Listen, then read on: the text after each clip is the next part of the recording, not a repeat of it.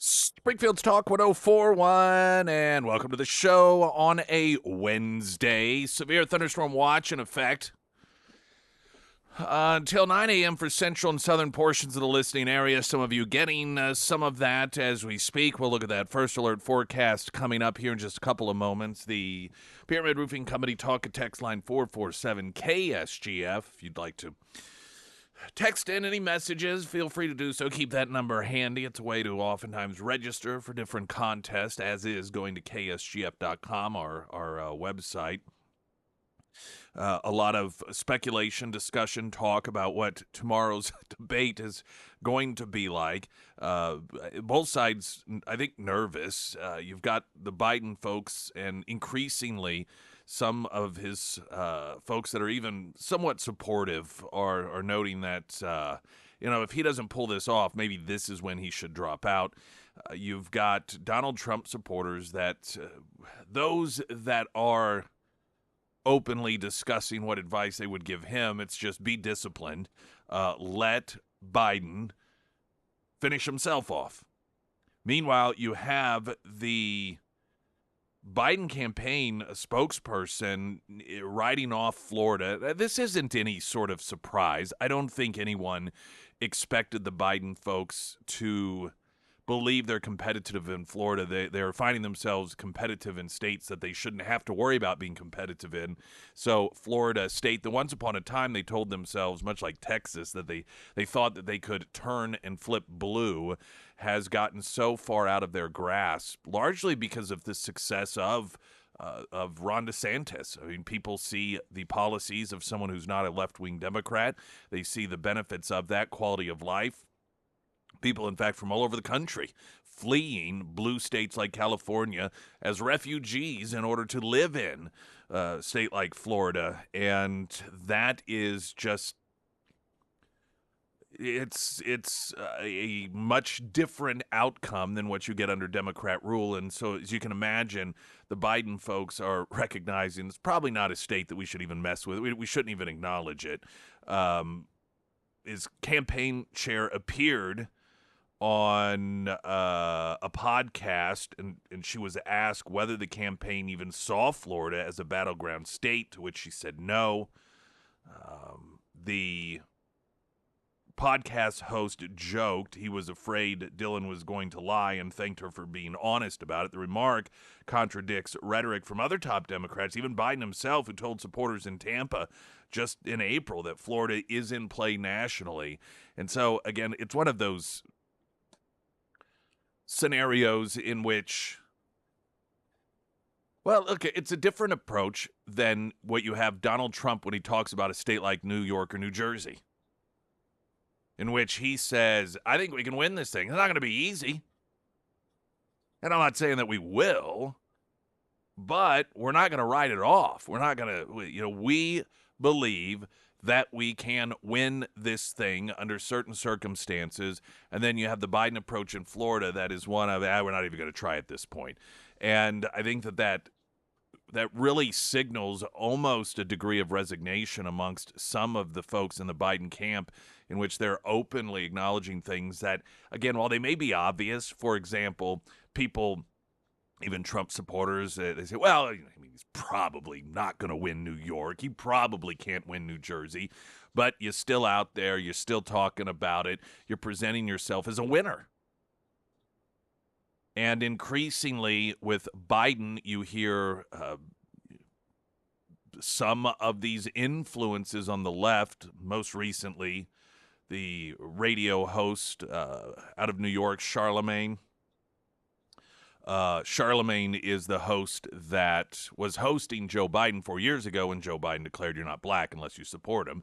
And he's one of a number of left-wing voices saying that if the debate does not go well, he should just hang it up. This is before the nominations occurred, obviously, coming up in August, which arguably is why this debate is taking place so soon, so that those decisions can be made, something that's unprecedented. But nonetheless, this is a situation that Democrats have backed themselves into.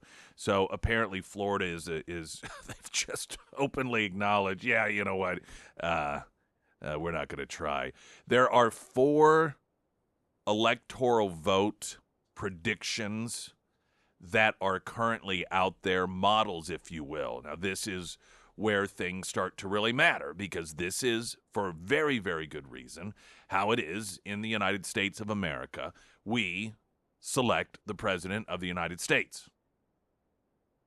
And each of the four models show right now odds are in the favor of Donald Trump. So we'll get to that coming up. Right now, the latest news update.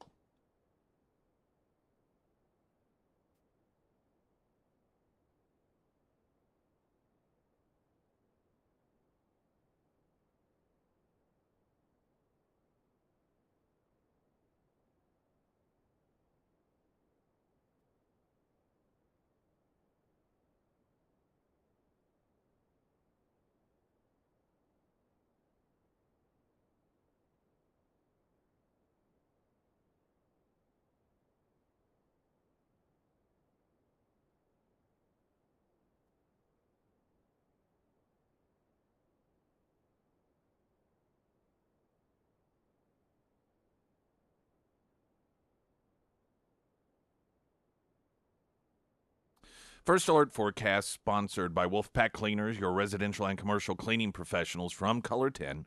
Fox 49 meteorologist Tom Schmidt. Severe thunderstorm watch until 9 a.m. Central and southern portions of the listening area with showers and thunderstorms through the morning. A high today of 87. Clear 66 tonight. 88 tomorrow, then mostly sunny and hot again on Friday with a high near 94, and it sounds like a number of you are without power, about 1,500 or so of you in some of the listening area. So, it's something that you probably know it, I guess, in fact. And if you are without power, those of you who still have your power, I suppose you can just keep those fingers crossed this morning. Traffic update, I'm Nick Reed.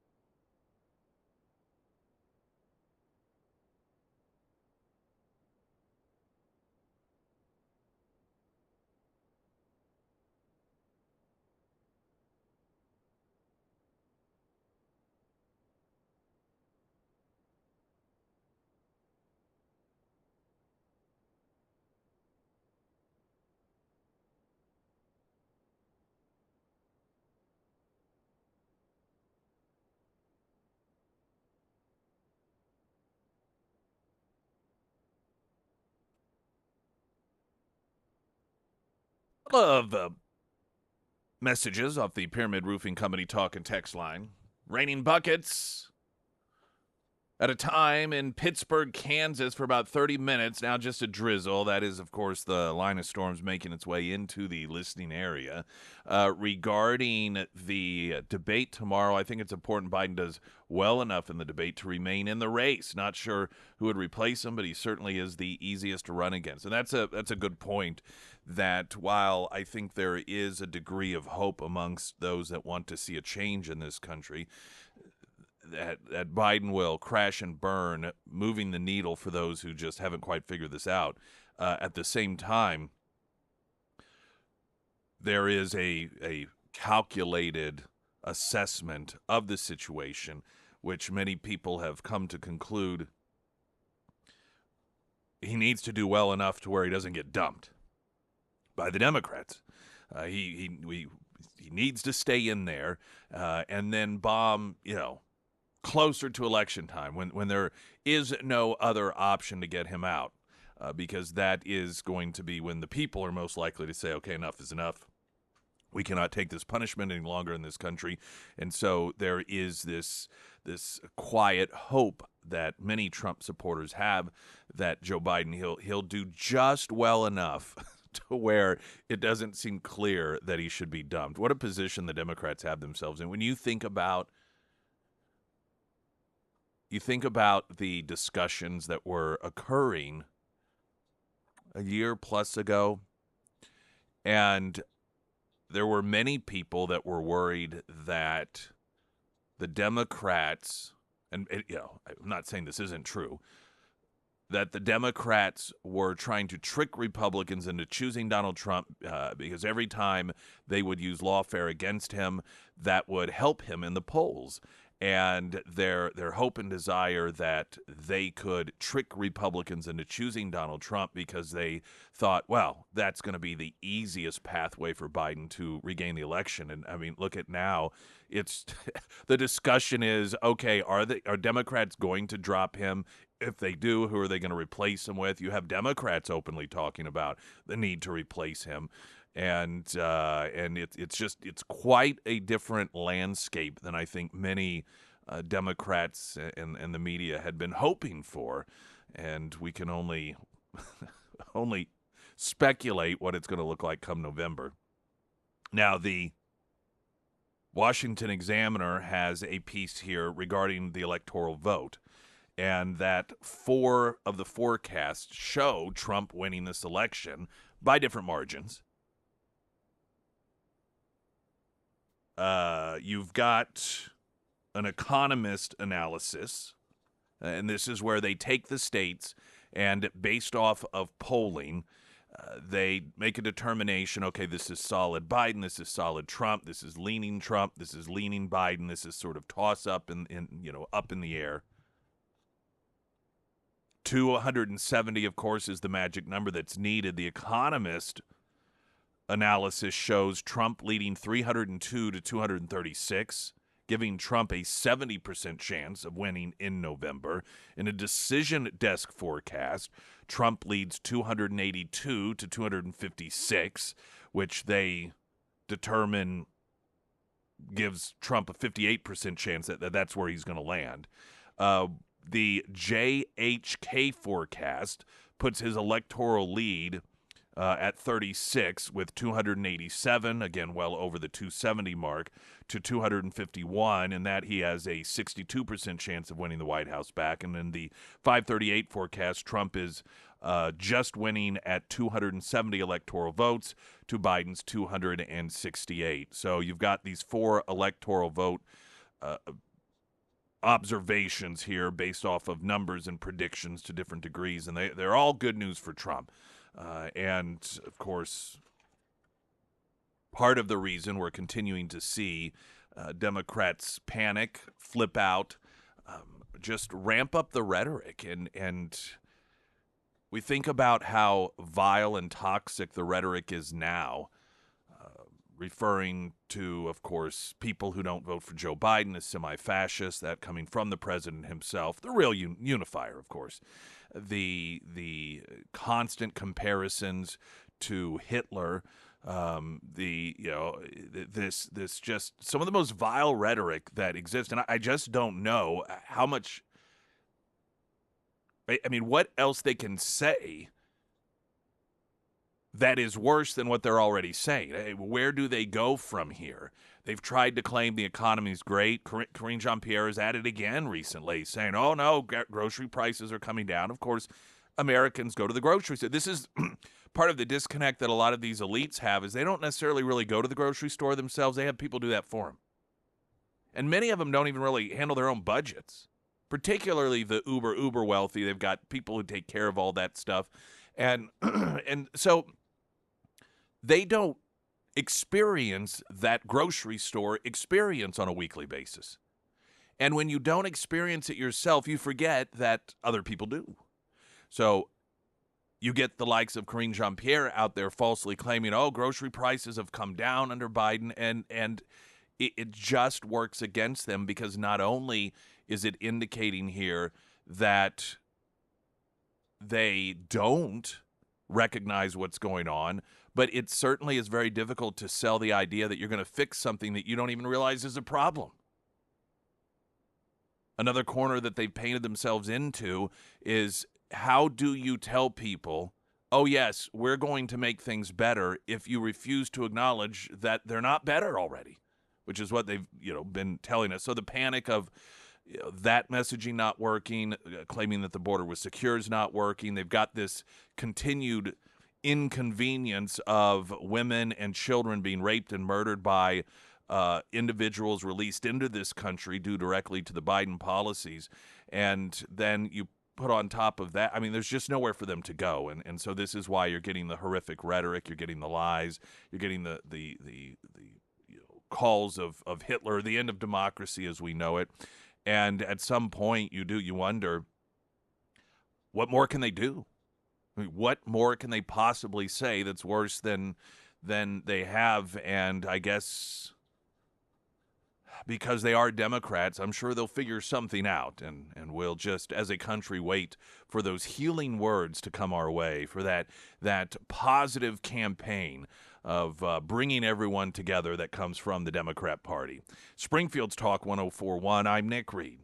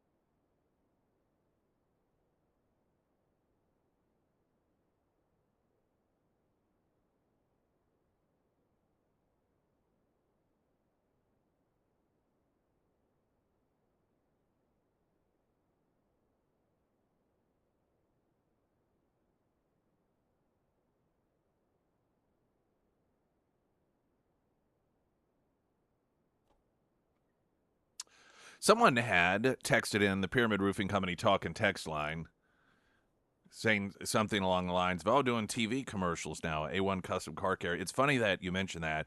I've had a number of people over the last several weeks say that they've seen this. And this is something that either has is being reused, or it was from footage from a really long time ago. I always make myself available to them anytime they need me for any of that stuff. I help them out any way I can. But it's been several years, I believe, since I've filmed any sort of footage, and so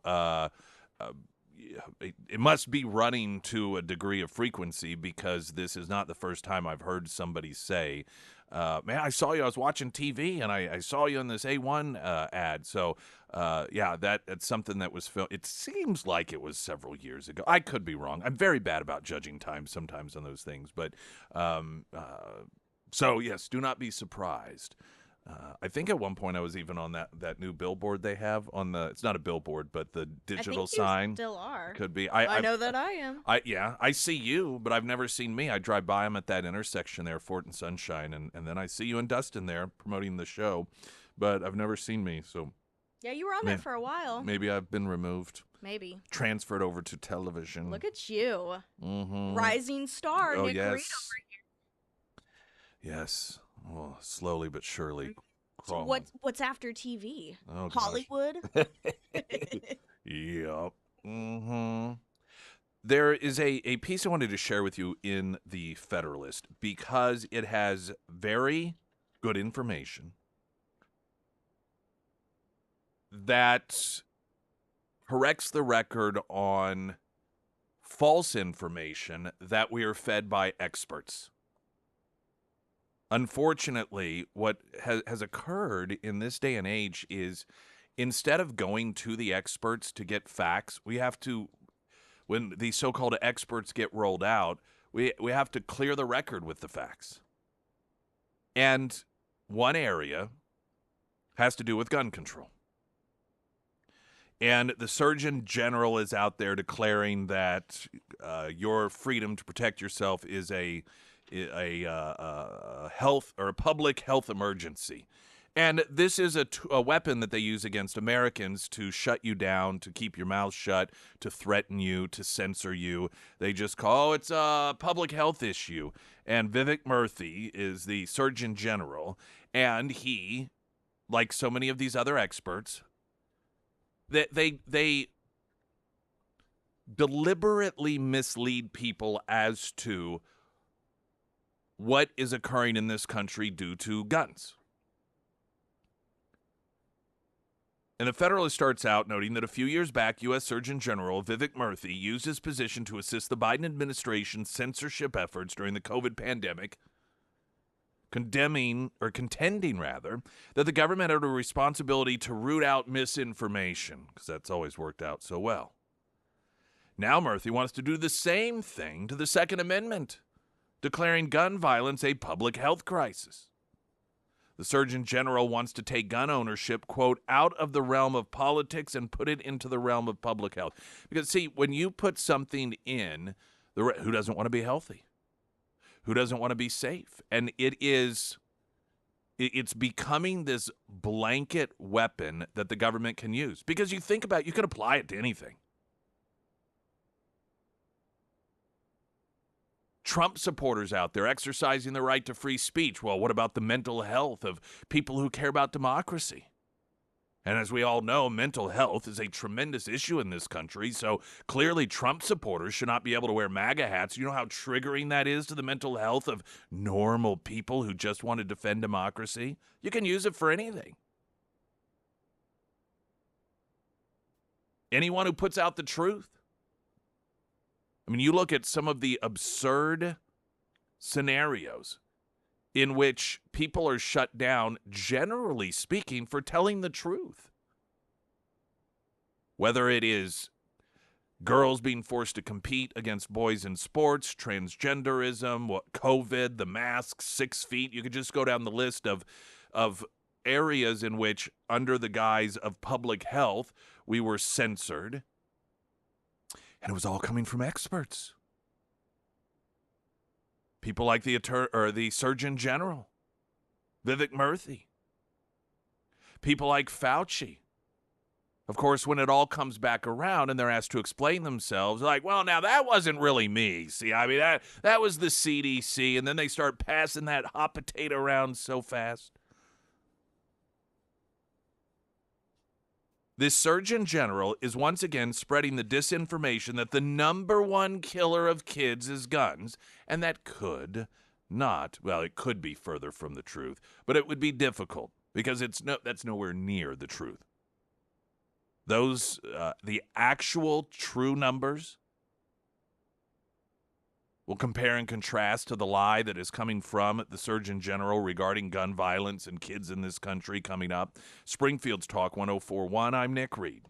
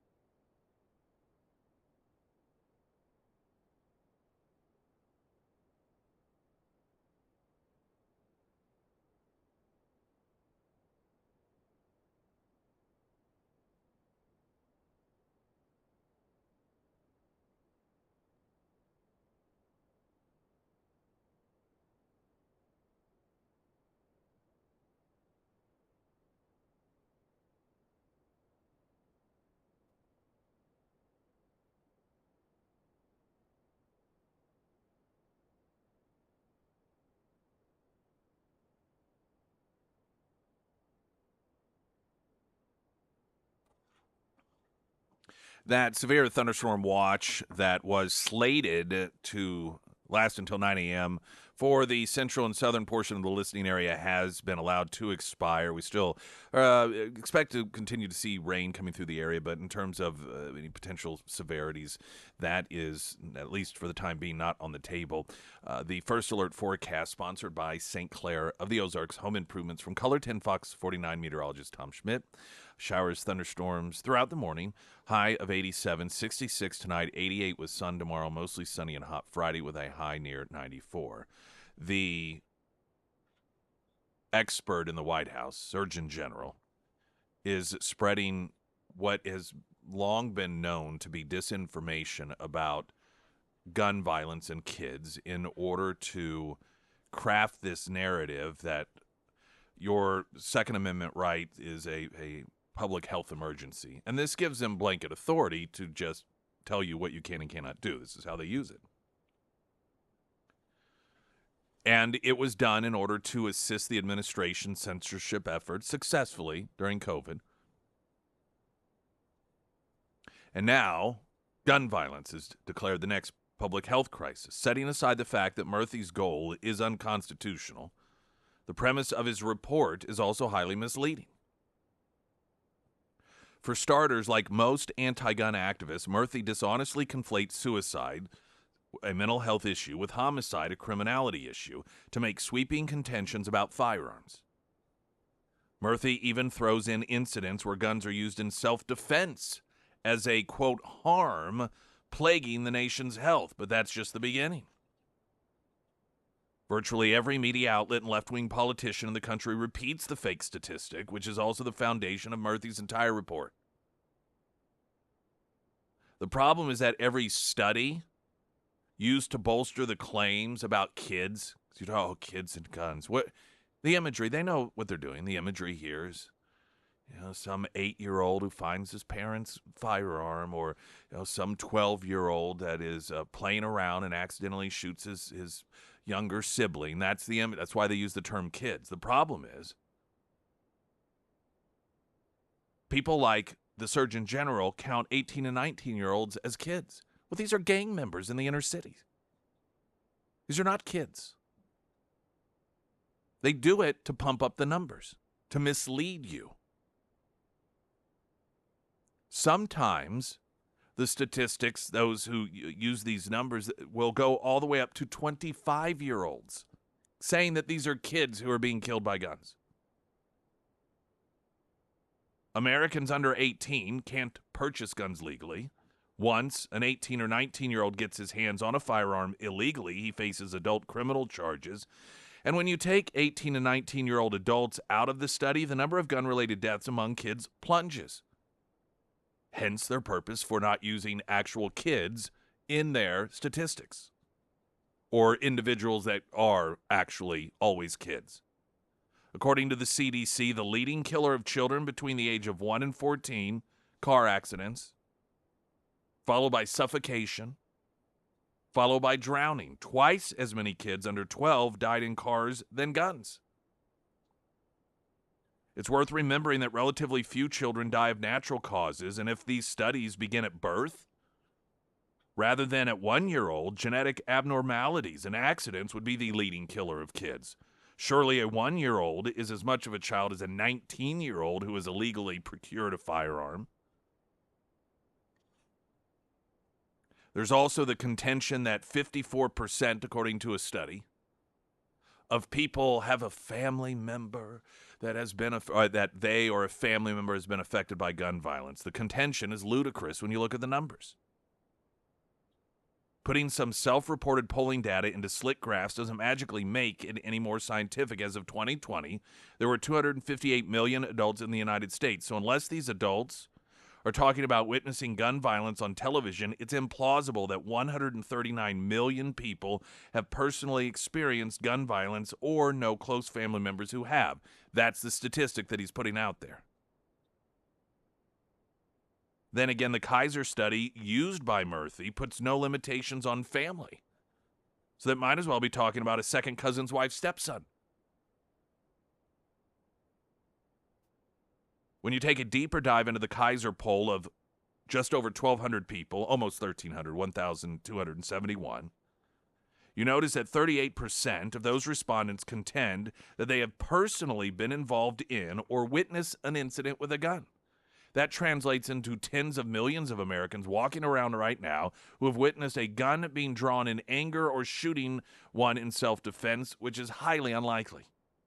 6 in 10? This is another statistic that 6 in 10 people in the United States, and this is used for the public health propaganda, they're just up at night worried that a loved one is going to be murdered with a firearm. If someone asked me if I was worried about a loved one being the victim of a firearm violence, I'd say, well, yeah. Shootings happen. Every instance of gun criminality is a tragedy, so I'm surprised it's not 10 in 10. When it comes to loved ones, we have many worries, some rational, some not. But there's a huge difference between a pollster asking a person if he's worried about gun violence and asking him what he worries about most, because a long-term Gallup poll finds that identity theft, car theft, burglary while not at home, and hate crimes all appear as concerns related to personal safety fear, being murdered, which predates the invention of the firearm, though I'm not sure if Murphy even knows that. This is probably because the chances of a law-abiding person in the United States being shot are still rather small. The polls used by Murthy, which include one from the leftist smear operation, Southern Poverty Law Center, just to give you an idea, are all constructed to mislead Americans. Experts making a good faith effort to solve problems, a mental health crisis, or a crisis of criminality aren't relying on bogus studies. Murthy gives away the game when he ends his thread by contending that our failures to address gun violence is a moral crisis. I thought it was a health crisis. Of course, the way he wants to address it no doubt aligns with the Democrats' longstanding policy goal of restricting Second Amendment rights, which is the whole reason for this bogus PR campaign. And what you see a behavior here that is common with the left. And I've repeatedly provided the evidence of it. There are people who are frustrated because we just don't understand. We don't understand the magnitude of the problem they're trying to solve. So they overstate things in a way that they feel will make you understand. Here you have the Surgeon General of the United States, who believes that we should not have the right as human beings to protect ourselves with firearms. And he looks at the statistics and you got to talk about kids because that tugs at people's heartstrings. But unfortunately, when you look at the number of kids who die from firearms, it's well below so many other things that people really don't fear that much. So, unfortunately, the statistics are going to mislead you into believing that this isn't the crisis that he understands that it is. So what do? You figure out ways to scare people, and you start changing the numbers. You start fixing the numbers. You start including 18, 19, 20, 21-year-olds, calling them kids, so that you can falsely claim that the number one killer of kids in the United States of America is gun violence. When you have to lie to make your point, then your point probably isn't as strong as you'd like to think that it is. And people who have the truth on their side do not have to make things up. They don't have to add things. They don't have to change definition of things. They don't have to obscure certain facts or cherry pick things. This occurs with mass shootings as well, or school shootings. You find these different organizations that fear you're not going to you're going to look at the numbers and you're not going to think it's that big of a deal, so they have to figure out ways to make the numbers higher. So you'll have some of these organizations that will list a school shooting as a security guard utilizing a firearm, or if someone 2 blocks away has a firearm that accidentally goes off, it gets listed as a school shooting. And this doesn't mean that, of course, a scenario like that isn't something that's worrisome, but they know what they're doing when they classify things like that as school shooting. They create the imagery of a Columbine. They qualify. They label mass shootings as 2 or more individuals, or you have some sort of gang fight that occurs. They call it a mass shooting because again, they believe that the average person, and this is probably accurate, thinks of some sort of mall shooting or the Las Vegas shooting or the Pulse nightclub shooting, where you have a bunch of individuals that are just out having a good time, just like you at the grocery store or wherever, and randomly all of a sudden somebody comes in and starts shooting. And again, those instances are horrific, and it doesn't mean they shouldn't be noted, but when you start casting a wider net and redefining what each of these instances is so that you can jack up the numbers, you lose your qualification as an expert. And what we see here is, once again, outside of the issue of trying to take away people's human rights to defend themselves, is somebody that we're just supposed to believe because they're called an expert. And we're all supposed to keep our mouths shut, not ask questions, and not talk about the facts. Because if someone like him has his way and the left has their way, the whole point of labeling this as a public health emergency is to give them the power and the tools that they had while coming after Americans for COVID under the guise of public health emergency, and that is censorship that is preventing you from sharing your thoughts, your ideas, from the free exchange of ideas, and to instead just be compliant. Because obedience is what is required by the Democrat Party in this country today. And this is just further proof of it. Springfield's Talk 104.1, I'm Nick Reed.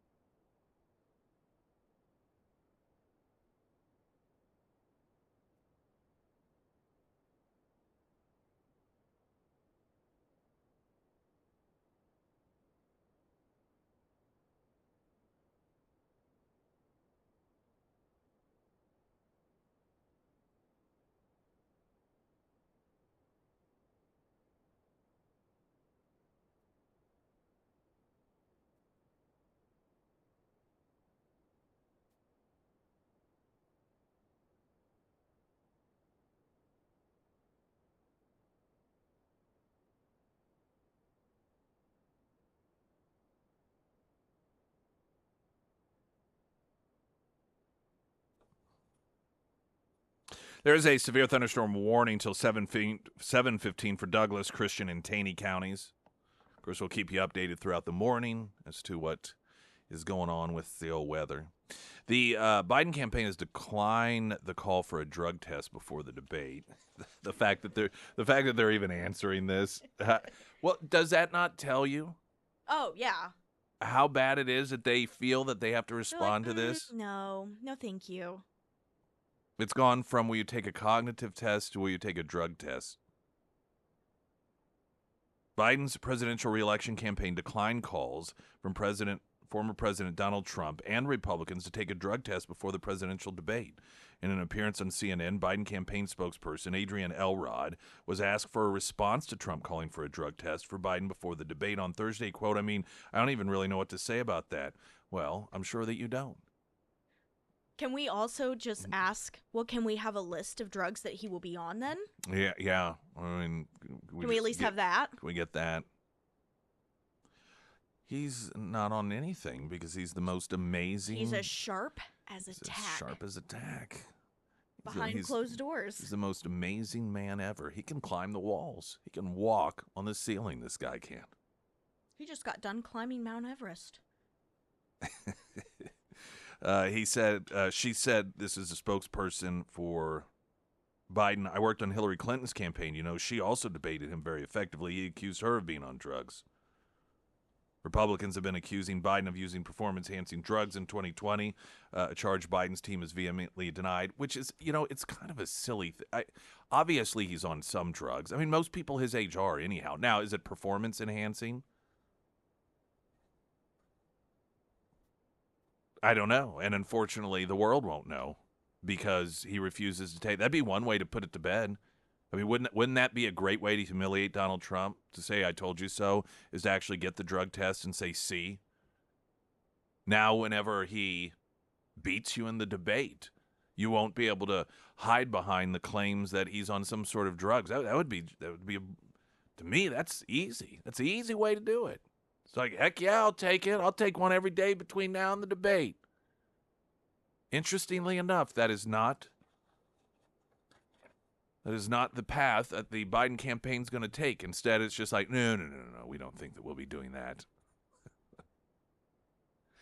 The New York Times is going to deploy 29 fact checkers for the debate.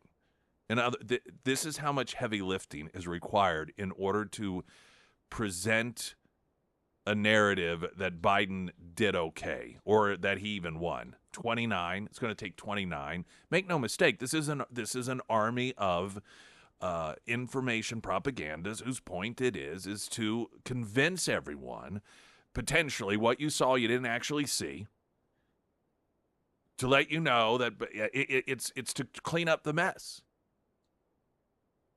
What do they call those people that whenever there's some sort of crime scene and then you call these folks and they'll come in and they clean things up? That's essentially what the New York Times fact checkers are going to be acting in the capacity of, and that's coming in afterwards, going through everything that he claimed, the things that Trump and Trump surrogates are going to be noting out the day after or that evening and push back.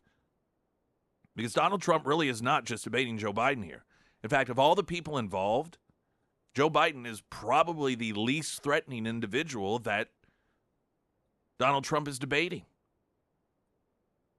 In addition to the folks at CNN, you got 29 people.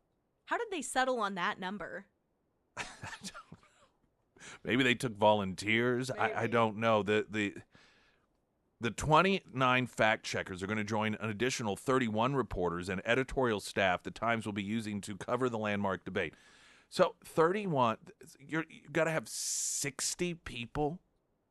60 people in addition to the editorial staff covering this debate. The editorial resources they'll be dedicating to keep the candidates honest is larger than an entire Major League Baseball roster. Given that outsized number, one might assume that it would be wise to split them up evenly, 15 for Trump, 14 for Biden, right? Notes the Daily Caller. Do we really think all 29 of them will be impartial? Well, it's the New York Times. I think we all know what this is. Of course we all know. Back in 2023, during the Fox News debate between Democratic California Governor Gavin Newsom and Republican Florida Governor Ron DeSantis, the New York Times labeled a DeSantis claim as false, a claim it later had to walk back to misleading. That was when he... so this cites a claim by DeSantis that Florida had a lower standardized COVID death rate than California did. California had higher excess mortality than Florida. However, as a fact-check analyst makes clear, the arbiters of context of the Times left out key pieces of context, so they had to come back and acknowledge he was correct. But there was another fact-check that was done regarding the open border and the ease with which individuals with ties to terrorism could come across the border.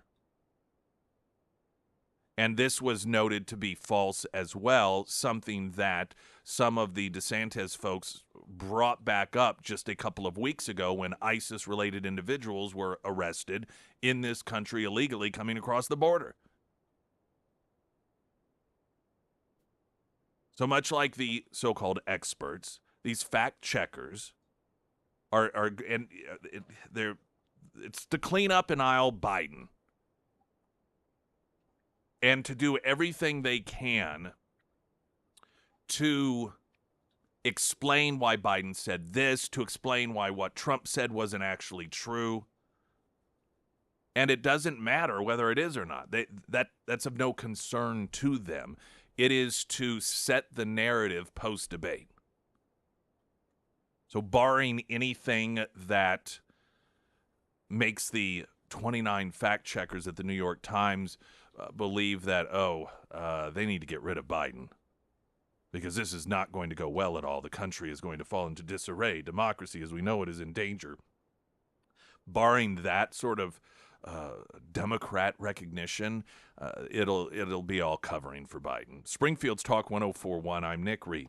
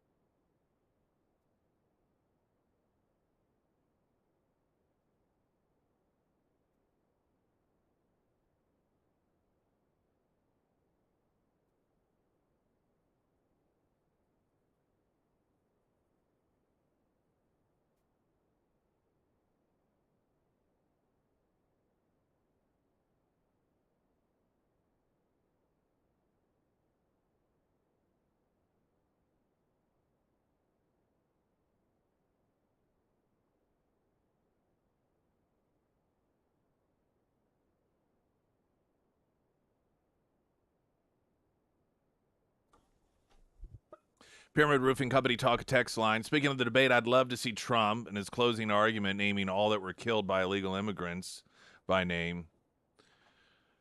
Be prepared, and this isn't any surprise, but some of what CNN's going to do is obviously they're going to talk about January 6th. They're going to demand that Donald Trump declare that he will accept the outcome of the election. I mean, it's going to be the standard stuff where the questions are asked in a way to make Donald Trump seem like the crazed lunatic that wants to be a dictator and refuses to accept elections, while Democrats always accept them, all of them, all the time, right? That's the rewriting of history that we all have to accept for the debate tomorrow.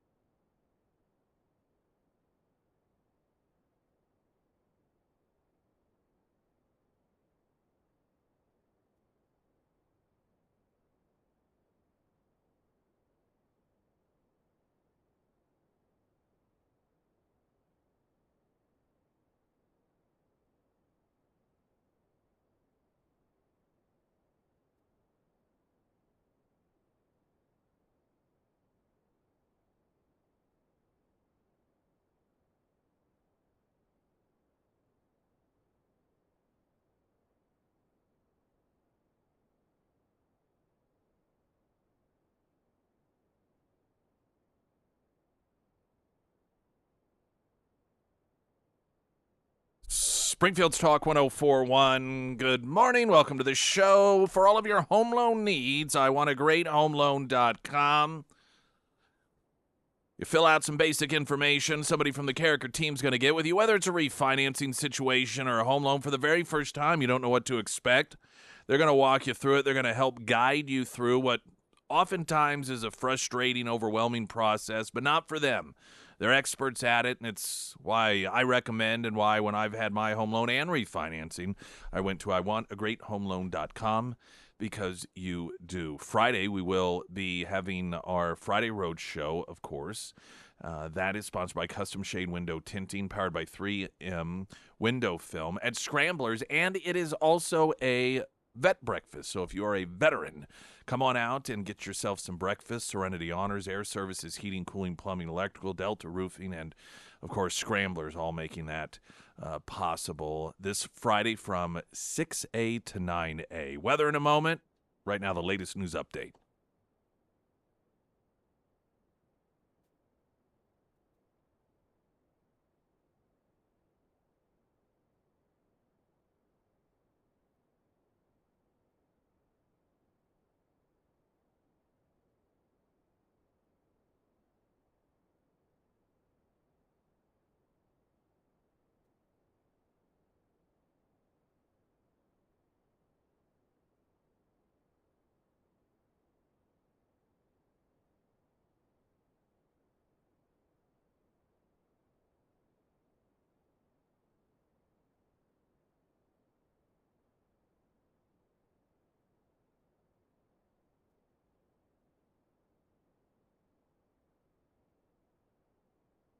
First Alert Forecast, sponsored by St. Clair of the Ozarks Home Improvements. From Color 10 Fox 49, meteorologist Tom Schmidt. Showers, thunderstorms throughout the morning. High near 87 today, 66 tonight, 88 tomorrow. Friday, mostly sunny and hot with a high near 94. I want to go ahead and jump back into traffic, then take 90 seconds after that. Shane Schuller is in studio with us. I'm Nick Reed.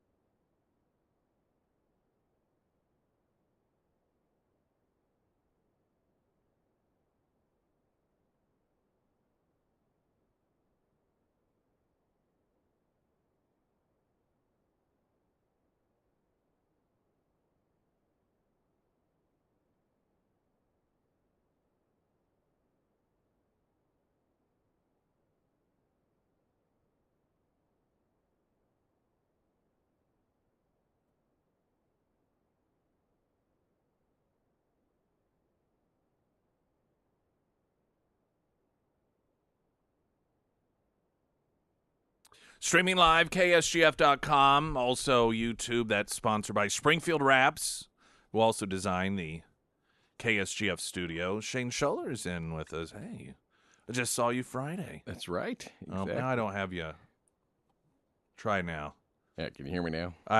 Oh, wait. All right, now let's try. There we go. There we All are. Sorry, they were doing some upgrades to the board, and I don't know. It's just some of the buttons that are normally on aren't. I know what I'm doing here. Probably a lot of your audience was like, oh, good, we can't hear him. So yeah, you were one of the speakers Yeah. at the Douglas County. Is it the women? Lincoln Day. Yeah, Yes. but it was run by Republican the women there. Republican Yeah. women had that. You're doing a lot of that. Correct. I mean, that I was talking about it yesterday and how I was at that event, and it went. They wanted to give everyone an opportunity to speak. Yes. I think there were 20-some speakers, and so as you can imagine, that goes on for a very long time, and people are, sometimes people get a little bit anxious, and I can't imagine doing this all over the state. Hey, all of those people that were in that room that aren't running are thinking this is the longest night ever. But then I'm thinking about people like you and some of the others that's all you're doing is driving all over the state and doing that stuff as you're running for Secretary of State, of course. Yeah, absolutely. Because, we were, the night before in Pettis County, and then we were there in Douglas. And then the next night we went up to Gentry County up in North Missouri.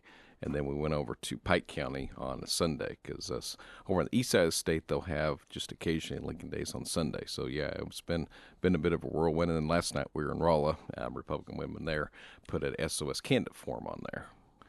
If it's in the northern east part of the state, odds are I have no idea where it is. That's just a part of the state. There's not a lot of reason if you're not running for office or have family there to travel up there so much, and I'm sure some may find that offensive to say, but I haven't found the reason to be compelled. Like, I'm going to go up to the northeast corner. If you're headed to Hannibal, Mark Twain, you will go through their Bowling Green is kind of their main town there in Pike, and so that would be one reason you might travel through Pike County. One of the primary reasons that I wanted to have you on is because come election time, there is, understandably, I'd say, unwarranted concerns or misconceptions about the way voting works in Missouri because we hear so much about where the big problems are. You hear about ballot harvesting and drop boxes, and oftentimes it's easy to not realize that, some of those things are, that you hear about aren't happening in Missouri, that they're not legal in Missouri. And so I thought this would be a good opportunity for you to come in and to just let people know straightforward. This is how it works in Missouri. This is what we don't do here. This is what we do here. Absolutely. Yeah, no, that's critical because, and that's one of the best things I love about, what happens in our state is our statutes actually empower the people that are concerned to come be part of it. So, for example, this coming August, when you come in to vote, you're going to have a bipartisan election judge team that is there to meet you, check you in to vote, to hand you your ballot. And why is it bipartisan? We have it that way because we don't want one party that is controlling the polls, right? You're going to have that bipartisanship so that there's no funny business happening there. And, that's one of the things I say to people that are most concerned. Come participate. If it's not on election day, you can come be part of the testing of the election equipment. We test every piece of election equipment before it goes out the day of the election to make sure that it is tabulating correctly. And so we do all of that before election day. Then we're going to come back and do the very same after the election. And again, bipartisan teams are doing the testing. But we also, on election night, we're going to randomly draw no less than 5% of the polling locations that voters voted at. And then we're going to, for example, in this August election, we're going to hand count a statewide race that's randomly drawn from the ballot. We're going to hand count one for the legislative, so it could be the Missouri General Assembly or congressional. We're also going to hand count one for the county itself. So what's one of the folks running for county office, that will be randomly drawn. And then there's judiciary, so anything from the, this will of course be in general, but anything from the circuit to the appellate to the Supreme Court. Because we're on the nonpartisan plan here in Greene County, but in other counties they'll be doing that as well. And then we'll also be doing one for a statewide issue, and so we know there's at least 2 statewide issues on the ballot. So all those things take place before we ever certify the election. And again, it takes people, because what I like to tell folks is I can only be in one place at one time, and so we need folks involved. And one of the most disappointing things, some of the people I see the most concerned, they won't actually come and get involved. Right. And I don't understand that. Like you think something's happening. Well, I want you there because if you've got information that I need to be aware of, I want to know that before I certify an election because I never want to certify a wrong outcome. Something you mentioned at the Douglas County Lincoln Days event that I either wasn't aware of or had forgotten. I think it was you'd mentioned when you had maybe the first year or so, first election, Yes. when you were Greene County Clerk, that there was someone who voted twice, and they were prosecuted for that. Yes, Yeah, they were. I mean, as much as you can. I just wasn't aware of that. Will you tell that? I mean, Yeah, I guess I I kind of mean- just did, but It was one of those things where we were going through and we were reconciling the people we checked in, and this particular individual had checked in the county, and then they checked in the city, and they did a change of address. And of course, our whether it was the days you had just regular paper check in or the days that during that period of time when you checked in even on a poll book, that's not unified across the county. So what they did is they did a change of address and allowed themselves to vote, because you may remember there was a particular issue on the ballot back in 2015, the SOGI issue, sexual orientation, gender identity. And I believe that was the reason they wanted to vote on that issue. got it. Okay. And so they did a change of address. And so once we found that, we gave that to the sheriff. The sheriff does the investigation. The voter said, yeah, I did. And then after that, the prosecutor did prosecute, and they were held accountable in the court. I'll be darned. See, I didn't even know that. Yeah. Are they still in prison today? They never went to prison. Well, what does happen? Well, they end up having to do 100 hours of community service in our office. I hope not registering people to vote. That was not part of what Okay. they were doing. And then they also lost their voting privileges for a period of time. Okay, we got Shane Scheller with us. What is drop boxes? Yes. Talk to us about some of these more commonly heard things. Drop boxes, ballot harvesting. You bet. Well, back in 2022, I was president of our statewide county clerk association, and that's when the election integrity bill passed. And so we're, as the leader of our association, got to be part of writing that bill. And it's one of the things that was made very clear in that legislation was we're not going to have drop boxes. It wasn't stated in statute. And so, like a lot of other states we saw, especially people think of Georgia, that's the one you hear most commonly. As I tell folks, we acted rather than reacted. Drop boxes are not coming to the state of Missouri. Now, I do remind our friends, there's still the blue boxes, meaning the post office. So that's something that we always need to be mindful of. But overall, one of the best things we have in our state is that you do have to request an absentee ballot. They are not automatically mailed to you like we saw in other states, and so that helps also minimize, concerns people have about mail-in voting. I always tell folks, I'm the kid that went to Southwest Baptist and drove home to vote because I don't trust the U.S. Postal Service to get my ballot, to my election authority. And as an election authority, I tell people, if you want to know your ballot counts, come in and vote in person. And so now we have that 2-week period where you don't have to come in and give a reason, and you still have to show your photo ID.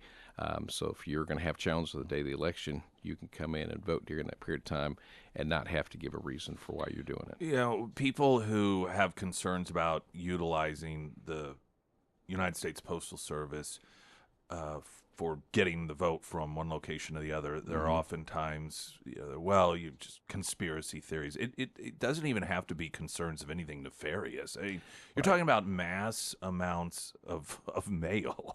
And just, to me, the shortest path is going to be the best one. It's like a chain of command situation. And so post office can be the most well-run, oiled machine in the existence of history, but having that added component to that linkage there, just why do it if you don't have to? Exactly, because once we put that in the hands of the Postal Service, at that point, we don't have any custody of that ballot in terms of it.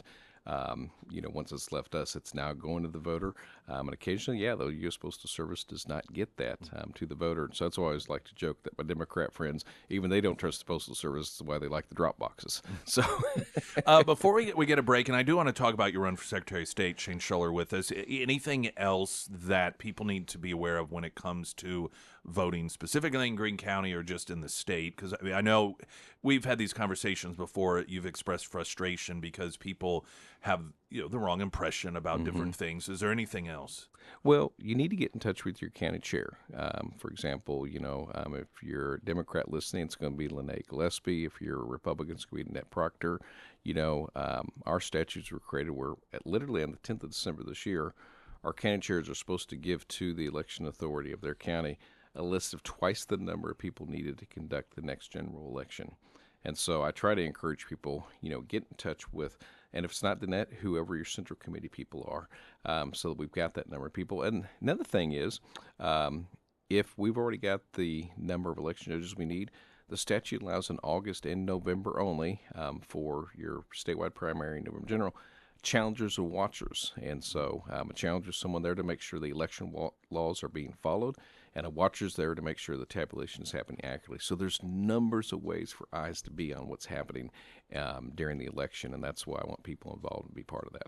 All right, we'll talk about your run for Secretary of State here in just a couple of moments. Shane Schuller in studio with us, Pyramid Roofing Company, talk and text line 447-KSGF.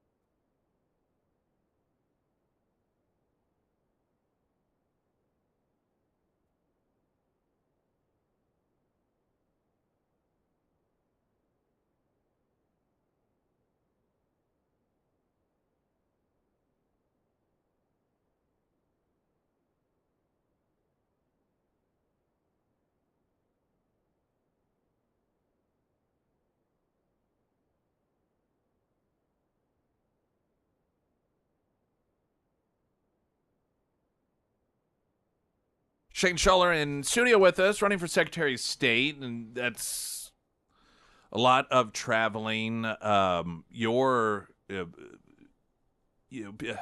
people run, particularly for state office, and then you've got this is who I am, and here's my family and everything.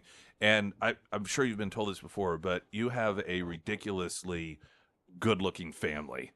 Like, it's just, I don't know how you did it. I've known you a long It time. is not me. It is and I'm Mindy. like, yeah, well, how you did that? I mean, like, how you married up, it seems to me.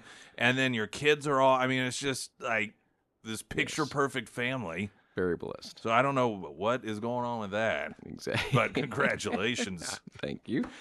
Secretary, somebody did ask a question. They wondered how you felt about the Secretary of State's office, and should that office have the ability to have constitutional amendments, prevent them from being on the ballot, or ask that they be reviewed prior? In terms of the initiative petition and language, yes, there's a lot of concern right now, of course, regarding IPs, and I do believe, the Secretary of State needs to be engaged in that in terms of, the legislature, a lot of people now feel this is called the Hammerschmidt amendment, and basically that purpose of the Hammerschmidt is that you need single subject bills. And so the same ideas in terms of initiative petitions, we now have IPs that we're voting on that have multiple subjects in them. And so one of the things that I think we do need to look at is that a role for Secretary of State to be able to say this is more than one subject, it needs to be removed. I've not looked into whether or not the Secretary of State has that legal authority, but if it's not the Secretary of State, the courts do. So the courts are a place where if you don't have this They don't authority, seem to have a very good track record on some of this stuff. they do not, but there is because- that separation of power. I see that as a county clerk. Like, for example, if I see a misspelling on a ballot language that's given us to our office, I cannot go make that change. Literally, I get sued, and then the court says you can now correct the misspelling. Right. And you do that because you don't want one person having too much power. But I think that it definitely, that's something that needs to be applied to IPs, because there's no way, like we'll have the language, whether it's proposition or constitution there at the polling location day of the election.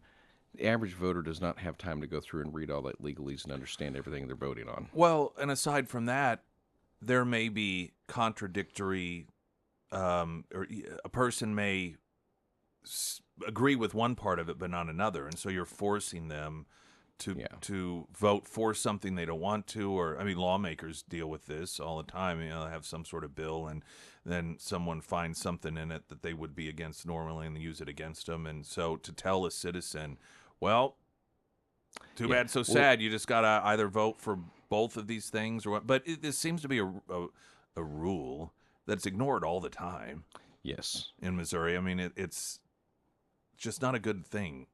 absolutely. Well, and again, that's part of what, if it is not within the purview of Secretary of State to be able to say this can't be on the ballot, and I do have concerns about that in terms of whether or not the SOS has that authority. But if they don't, there needs to be a process where that can be applied very quickly in terms of the amendments that are submitted.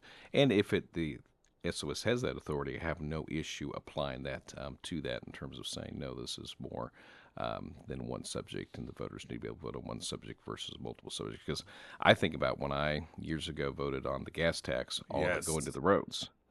What I didn't know was it was taking complete oversight of the legislature and giving it completely to MoDOT. And, there needs to be a better balance there versus, okay, we don't want the legislature having oversight, so now we're going to give it to the MoDOT Commission, and you just took it from one body of power to another body of power, and that didn't solve the issue. Plus, it was raising taxes. Yes. So, absolutely. what else do you see, or that you feel you would be really good in that position, the Secretary of State? Like, why Shane Schuller? Well, I think it's important you have someone who's ready day one to be your Secretary of State. For example, I tell folks, when you vote for someone to be your sheriff, you probably want them to have law enforcement experience, so they're ready day one to be your sheriff. I believe the same for your Secretary of State. We have 116 election jurisdictions across the state of Missouri because you have your 114 counties, and you have City of St. Louis, City of Kansas City election jurisdictions. You need a Secretary of State that's ready to come in and come alongside the election officials and work with them. We've had since 2020 almost a third brand new election authorities across the state. And so it's imperative that you have a Secretary of State that can come alongside them, help answer their questions, be able to help guide them, be able to give them the direction that they need. And if you're not, I can tell you it takes a while to get your sea legs. And frankly, we don't have that time when it comes to election integrity. We need to be ready to be able to be there, be able to give that assistance to our local election authorities across the state. And then also, it's not just elections that the Secretary of State does. They oversee voter registration, which I do as county clerk. They oversee record retention and archives, which we do in the office of county clerk. And so there's a number of areas which I'm ready for in order to be able to come in and be able to hit the ground running and be able to do the job that Missourians expect of their statewide elected officials. Do you have to live in Jeff City? No, you do not. Okay. So, but we clearly spend a lot of time there, Yeah, for sure. yeah. But the AG has to live in the county. Oh, yes, I remember that little scandal. Yes, absolutely. Yes, that was but for the other statewides, including governor, even, you don't have to live actually within Colt County itself. Yeah. Final thoughts? folks? No, it's just always appreciate being on. If people have any questions or anything they want to look up further, they can go to Shane for SOS.com or at Shane Schuller. But just, appreciate their consideration as I continue to run for this office, and just ask for the vote this August 6th. All right. Well, as always, it's good to see you. Absolutely. Shane Likewise. Schuller, everyone. Springfield's Talk 1041. I'm Nick Reed. Get a traffic update.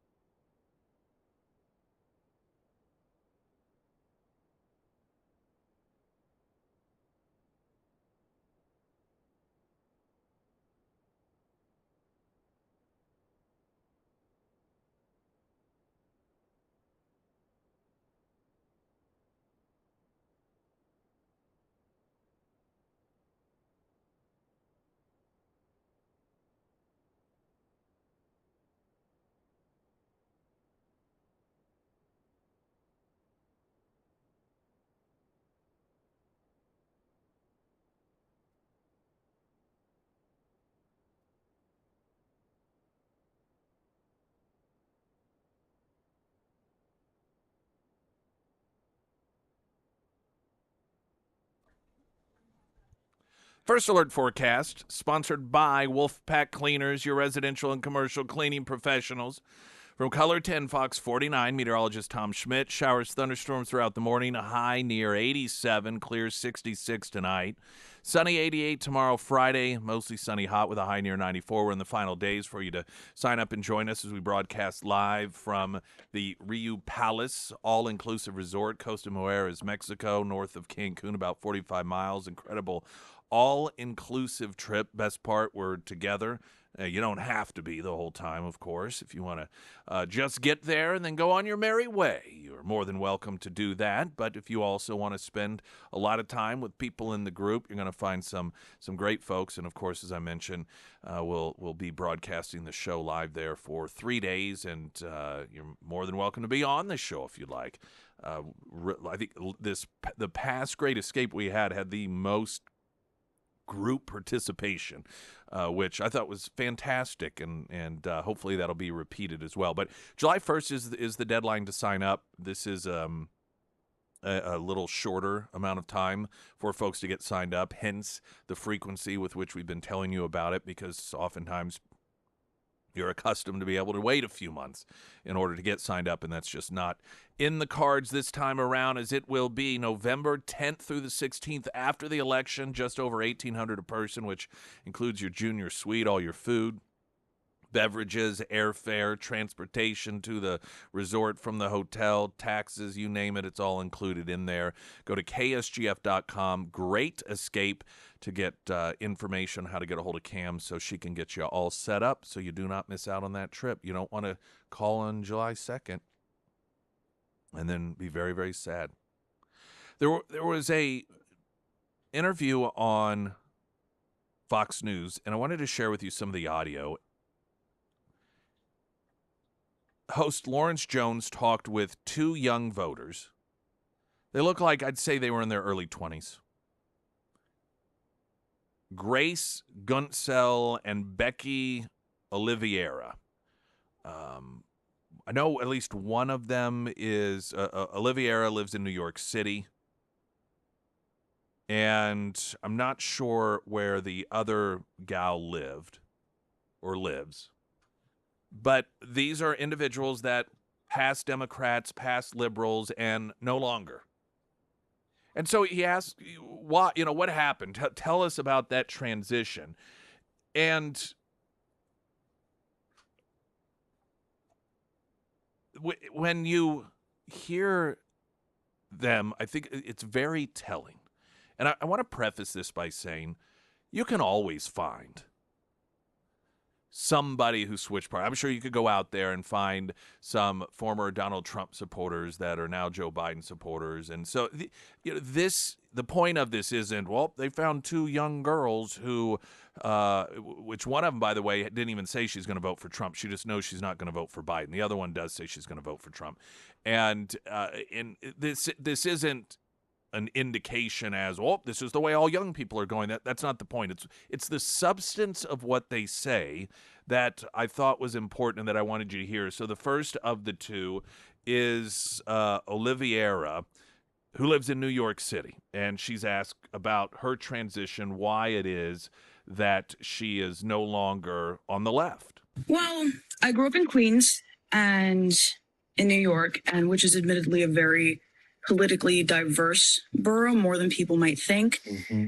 And I grew up in this social media culture that was very dominated by left-wing propaganda, for lack of a better word, that was pushed to me through the algorithms. And I accepted it. I accepted it wholeheartedly. I loved it. I was very into it until I started to come out of it and realize that a lot of what I believed was very emotional and not really based in logic or fact.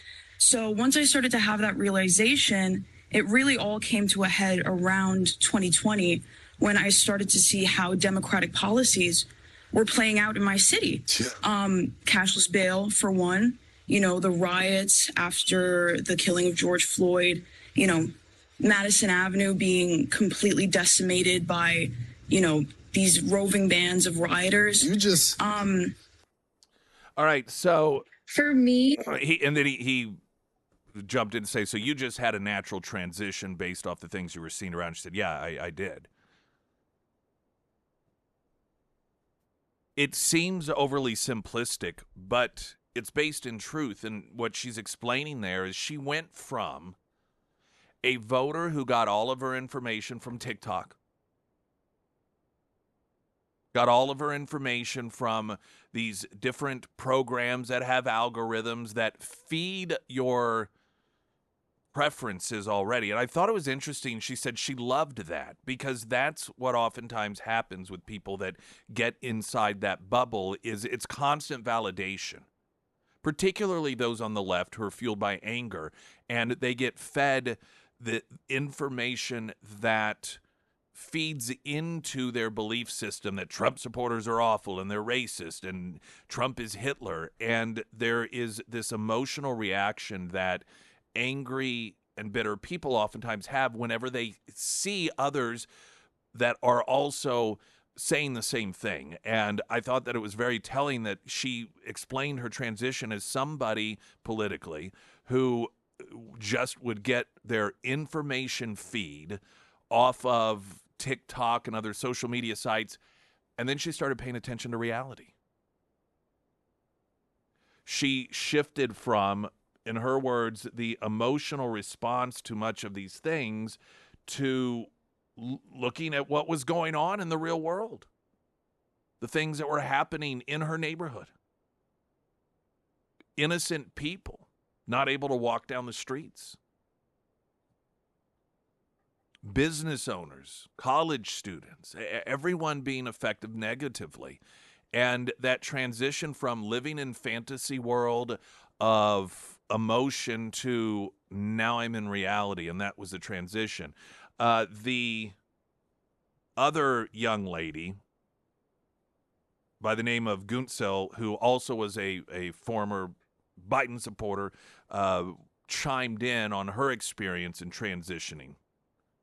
For me, it really came down to just looking at the nuance and doing my own research, I feel like I surrounded myself with a lot of Democrats and was kind of in that culture. So it was normal for me. But I think once I started to do my research and understand the nuance, because I kind of saw things as very one-sided. But once I kind of got out of that like cycle and stopped only surrounding myself with one kind of people, I think I started kind of leaving the hole that I was in and came more towards the right. Now, her reasons are somewhat similar, but at the same time, there's a bit of a difference there in talking about removing herself from that bubble of only hearing one side, of hearing only the, quote, experts, I imagine. Living in this isolated world, which it's interesting because if you talk to people or listen to people in the media, Biden folks, they portray people who are not on their side as being in a cult, having a cult-like mentality. But when you listen to these former left-wing girls, they're describing that that's what they were before, that they were isolated from the rest of the world, that everyone that was around them, particularly the latter of those two girls, they all believed the exact same thing. And it wasn't until she poked her head out there in the real world a little bit and started talking to other people, hearing other thoughts, hearing other ideas, that she realized, wait a minute here. Now, the latter of those two, but they were both asked who they're going to vote for. The former said she's voting for Donald Trump. The latter of the two said she wasn't really sure. What she did know is she wasn't voting for Biden again, because we just can't continue down this path. When you listen to what effectively kept those two individuals, particularly the latter of the two, trapped in this world in which they believe they had to vote Democrat, you understand why it is that the left tries to suppress the free speech, why they try to prevent people from interacting with individuals that have diverse thoughts. We talked over the last couple of weeks about Michael Hasty, who is running for the 135th against Betsy Fogel, a Democrat. He's a Republican. And the fact that he had posted he was going to do sort of a meet or greet, whatever sort of thing, where people could come in the district and meet with him, hear his ideas. And the restaurant he posted it at started getting threats to where they said, we're not going to do it. So he moved to another restaurant. Same thing. Then essentially had to go underground, if you will, and then invite people in a more private fashion. And then once the left found out about that, they harassed that business to the point that they said, we just aren't going to have anything of any political nature any longer. And it's an effort to prevent what you heard there from those two girls that were interviewed. And they talked about, they started listening to other people. They started listening to other ideas and hearing other arguments. And They got themselves outside of that cult-like mentality.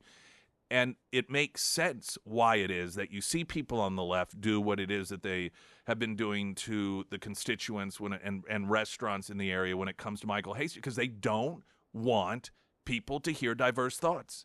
Because if they do, they may not agree with them. They may get out of the cult.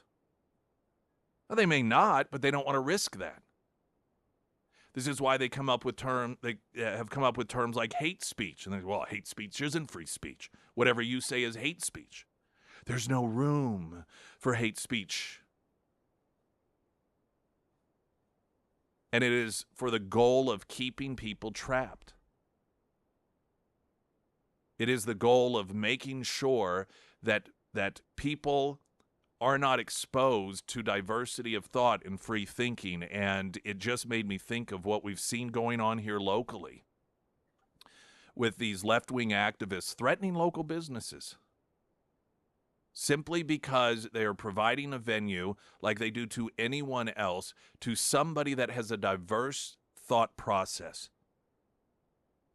And when I hear some of these individuals who are younger and talk about their transition out of being in that leftist bubble, it generally involves one thing, and that was listening to other people, hearing what they had to say, not always necessarily agreeing with them.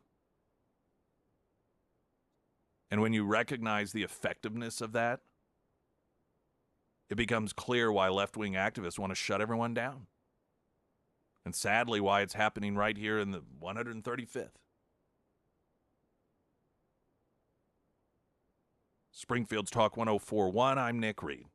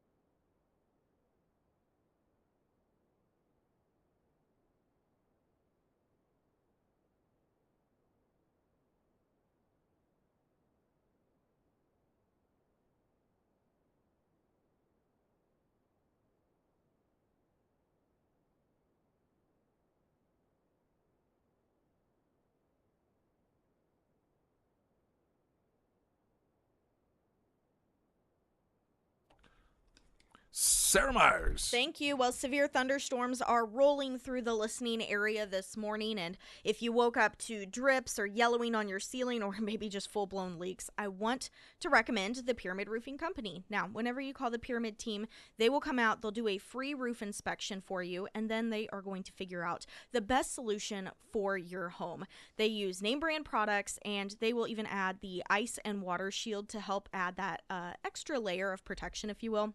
Now, Ice and Water Shield, that is a stick-down product, and it helps prevent water in the most common areas that leak. Not all companies use that product, by the way, but the Pyramid team, they put it on the valleys, around the vents, and on the eaves next to your gutters to actually prevent problems from gutter backups. So if it is time to have the Pyramid team come out, you can give Josh and his team a call today.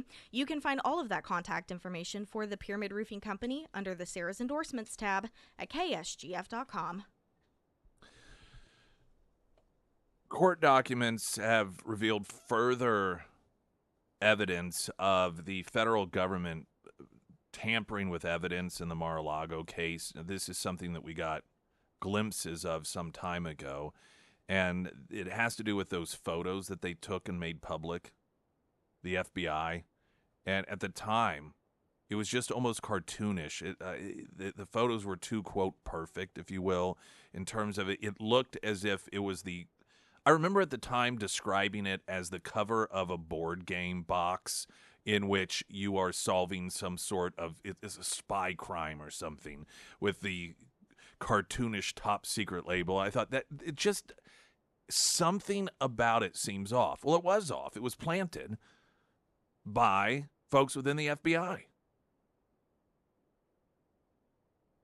The Federalist has the latest information on this. The FBI purchased glossy cover sheets to use in photos of authorities' unprecedented raid on former President Donald Trump's Mar-a-Lago residence.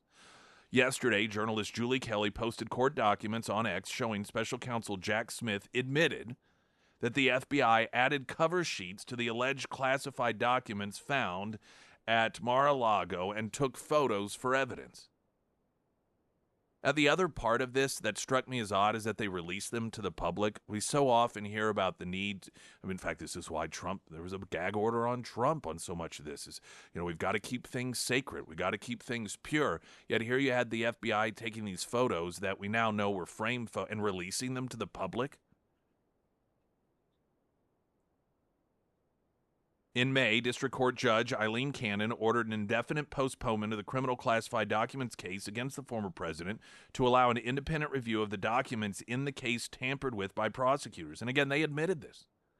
This is one of the reasons that it's so absurd when you have these media folks go nuts over Eileen Cannon as some judge who doesn't know what she's doing other than she clearly supports Donald Trump. The federal government admitted that it faked evidence. They admitted it. Prosecutors, as is noted here, admitted to mishandling the evidence, triggering the delay demanded by the judge, which now threatens the possibility for Smith's team to go to trial before the November election. According to Kelly yesterday, the FBI's colored cover sheets were included in classified discovery, implicating prosecutors' desire to keep the details of the added documents concealed from the public. Quote, the FBI brought colored classified cover sheets to the raid under the guise of using them to substitute classified documents found within the Trump boxes. Instead, the FBI agents attached the scary-looking sheets to various files and took photos. In other words, they brought that evidence with them, claiming that they were going to use it for purposes that they were portraying as being above board, when in fact it wasn't used for those purposes, but it was to frame Trump with evidence that didn't exist until they brought it in. Which, of course, means that it wasn't actually evidence. The images published by prosecutors became emblematic of the former president's apparent irresponsibility, illustrated from the raid. The documents that were planted became feature photos for stories with TMZ, ABC News, Newsweek, Business Insider, Fortune, The Guardian, The Independent, USA Today, and Rolling Stone. Several weeks after the federal agents combed through Trump's private residence, the New York Times published an apparent explainer on how the picture on top secret folders at Mar-a-Lago came about, saying on Wednesday Trump took to his social media site to say the FBI, during the raid of Mar-a-Lago, threw documents haphazardly all over the floor, perhaps pretending that it was me that did it. This is what Trump was posting at the time, and then started taking pictures of them for the public to see. So in other words, if you've seen some of these photos and everything's all strewn about, and that's part of the characterization as well. That Donald Trump was just so careless, so reckless. He had all this stuff laying around where anyone could see it. Remember that? Claiming that anyone who walked through Mar-a-Lago, as if the residence area is somehow open to the general public, which it's not. But their point was to create this narrative of complete irresponsibility, and we would hear about the danger to our country with Donald Trump carelessly leaving things laying out with top secret emblems on top of them, so somebody who was a nefarious actor could see it and might know that they could take it. And it turns out it was planted. Though no surprise. Springfield's Talk 104.1. I'm Nick Reed.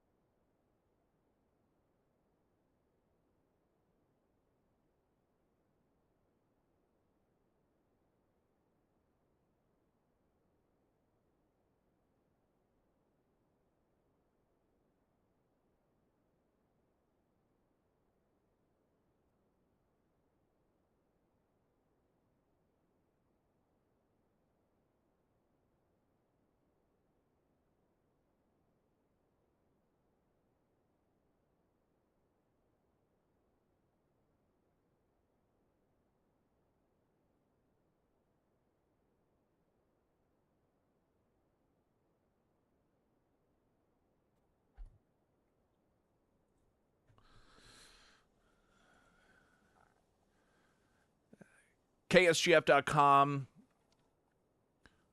While there, you can learn about the Care to Learn donation drive sponsored by, among others, our partners at A1 Custom Car Care, also IHOP. And you can register to win fireworks. Who doesn't want fireworks as we make our way to Independence Day? Howder Fireworks wants to hook you up with fireworks for that 4th of July. Can get registered at ksgf.com for your chance to win $50 gift card to Howder Fireworks. One lucky winner upgraded to win a $250 grand prize gift card. Them's a lot of bottle rockets there. And then Friday, big reminder that we are going to be broadcasting live at none other than Scramblers, sponsored by Custom Shade Window Tinting, powered by 3M Window Film. And it will be a hero's breakfast. So if you're a veteran, come out. Scramblers, Air Services, Heating, Cooling, Plumbing, Electrical, Serenity Honors, Delta Roofing, all chipping in to buy you breakfast if you are a veteran this Friday from 6 to 9 at Scramblers. News in 60 seconds. I'm Nick Reed.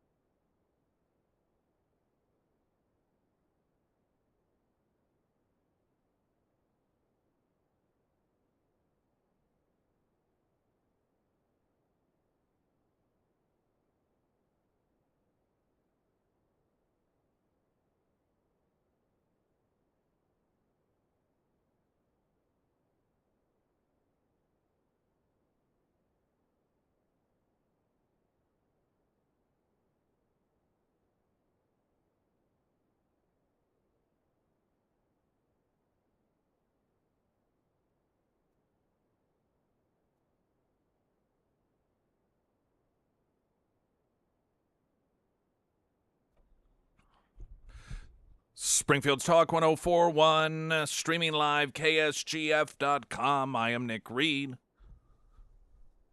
Representative Anna Paulina Luna, Republican Florida, will force that House vote to hold Attorney General Merrick Garland in inherent contempt of Congress, in a rarely used maneuver, which she says will require a House vote on Friday. This is something she's been talking about for some time.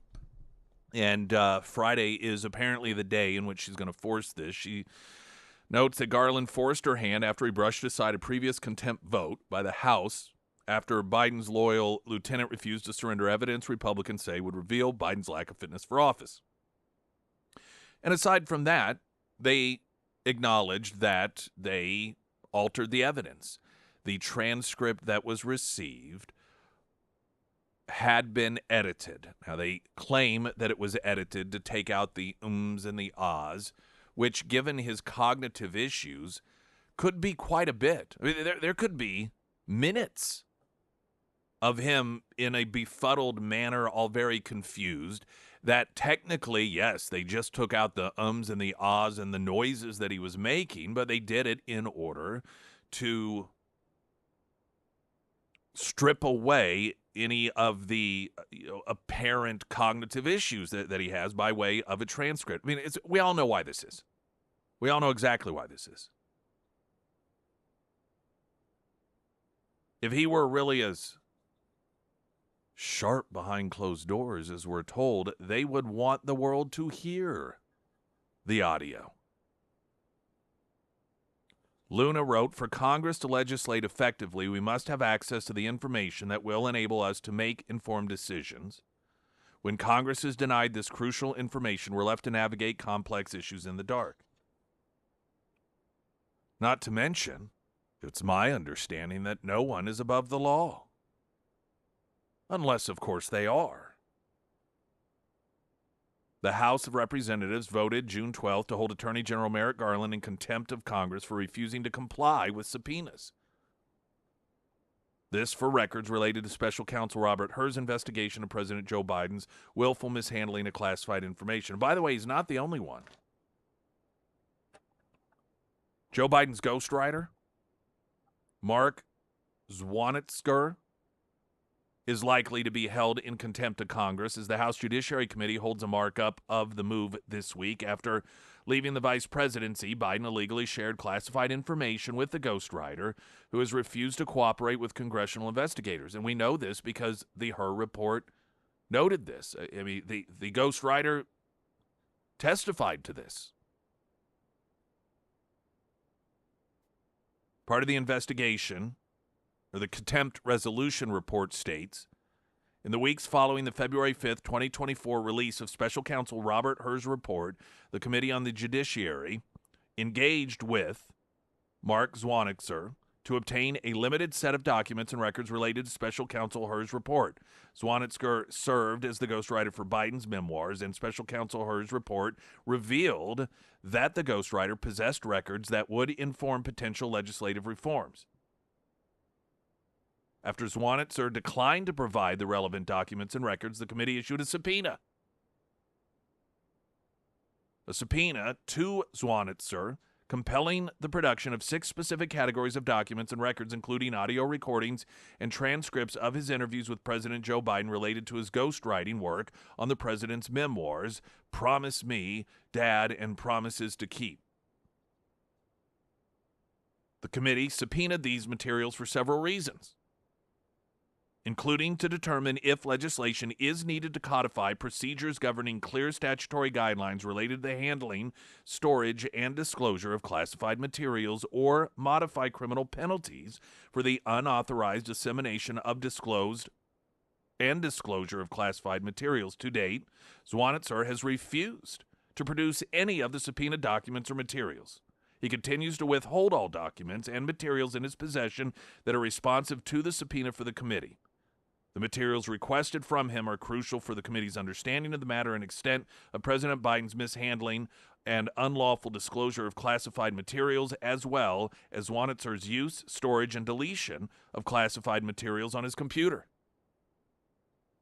Zwanitzer's failure to fully comply with the committee's subpoena has hindered the committee's ability to adequately conduct oversight of Special Counsel Herr's investigative findings, the Justice Department Committee to Impartial Justice, and the President's retention and disclosure of classified materials. So this is yet again someone that is apparently above the law. Steve Bannon is headed to prison because he argued that he did not have to comply with the subpoena, and because Democrats forced the issue. You have the top cop, the top law enforcement official, Garland, who does the same thing, and he's above the law. You have Biden's ghostwriter. Even if one wanted to argue that Garland somehow magically had the very immunity that Democrats claim Trump did not have as president of the United States, a ghostwriter, an individual that Biden was making money because that's what this is, right? In fact, so much of the money that Biden inexplicably found himself hoarding at certain points, he claimed was from his books that he's written. So a guy that Biden illegally gave classified information to so that he could get money refuses to comply with a congressional subpoena. And that's A-OK. Because once again, yes, certain people are above the law. Have a look at the weather coming up in a moment. Right now, the latest news update.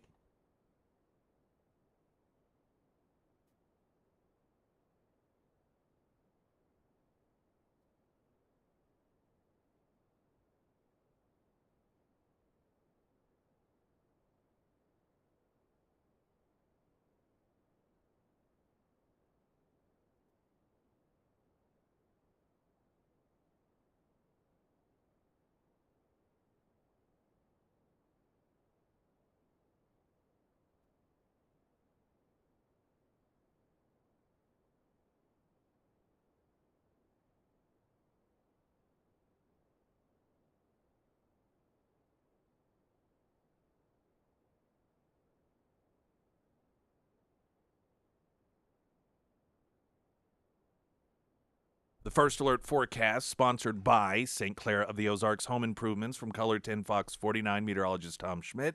Showers, thunderstorms throughout the day today, or the morning at least. It looks like, at least right now, those are out of the immediate Springfield area. High today of 87, clear 66 tonight. Sunny 88 tomorrow. Friday mostly sunny, hot with a high near 94.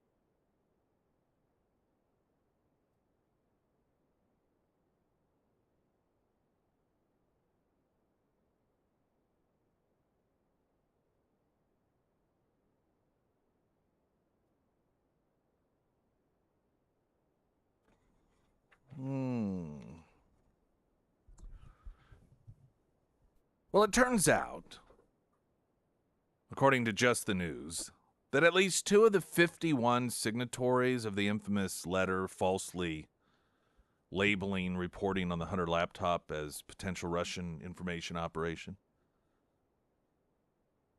at least 2 of the 51 signatories were CIA contractors when they signed the letter, the House Weaponization Subcommittee revealed in a new report Tuesday. The report also found CIA Director Gina Haspel and other senior CIA officials knew ahead of publication the letter was coming. So this was a full-blown CIA information operation in order to try and alter the outcome of the election, to interfere with the election. You know, the funny thing about this is it is what they were doing is what they claimed Putin was doing that made Putin so awful. This is why Putin was so evil, trying to interfere in our elections. But as usual with the left, it's projection. They were the ones that through a disinformation campaign was trying to alter the outcome of the election. The latest report sheds new light on one of the most controversial public debates of the 2020 presidential election, the reporting on Hunter Biden's abandoned laptop, which contained evidence of what House Republicans now call an influence peddling scheme involving his father, which was originally published by the New York Post at the height of the election season. Judiciary Committee Chairman Jim Jordan said in the following statement, "We knew that the Rush statement from the 51 former intelligence officials was a political maneuver between the Biden campaign and the intelligence community. Now, with this interim report, we reveal how officials at the highest levels of the CIA were aware of the statement, and CIA employees knew that several of the so-called former officials were on active contract with the CIA. The report underscores the risks posed by a weaponized federal government.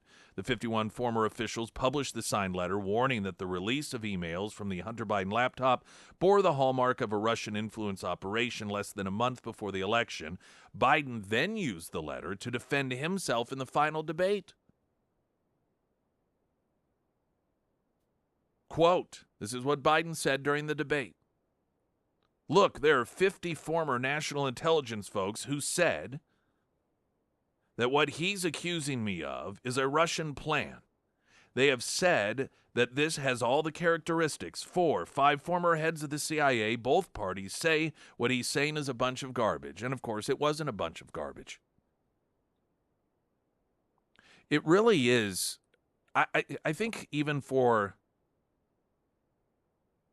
those that have a tremendous amount of clarity to how corrupt our system is, still to me, it's pretty remarkable that you would get so many people involved with the intelligence agency to sign on to this thing.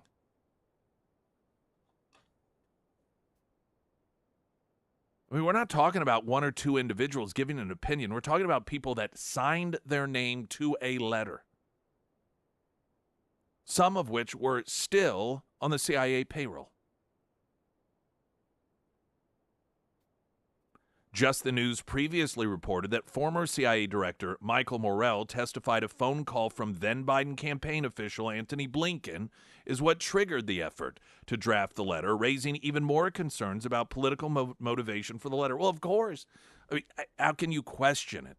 You have a campaign person from Biden placing a phone call to former CIA Director Michael Morell saying, we need a letter here, falsely claiming that this is Russian disinformation, and we need to get as many signatories on here as possible, and that they were all willing to do it. See, what that indicates to me, and some of this may seem obvious, is that the CIA is not only it's not corrupt. To me, this indicates that there is a culture of involving themselves in our elections to where you'd have 51 intelligence individuals, former and current, that had no problem doing this? If it were one or two and you had others like, hey, listen, I think this is uncharted territory. I don't like Trump. Heck, I may even think that this is Russian disinformation. I haven't looked into it. But this isn't what the CIA does. The CIA doesn't interfere in our elections. The CIA does not predetermine whom it is that we want to win and then rig the system behind the scenes. The CIA, we run disinformation campaigns to rig other countries' elections, not our own. But instead of that, you had dozens that all said, oh, yeah, I'll sign on to that. I think to most intelligent people, that suggests that this is the sort of thing that they're very used to. Now, not necessarily publicly signing their name to a letter, but doing things to interfere with our elections. I just find it very hard to believe that our CIA would go from, oh, no, we would never do that, to all of the sudden, because of one phone call from a campaign surrogate of the Biden, of Anthony Blinken, making one phone call, and it's as easy as that?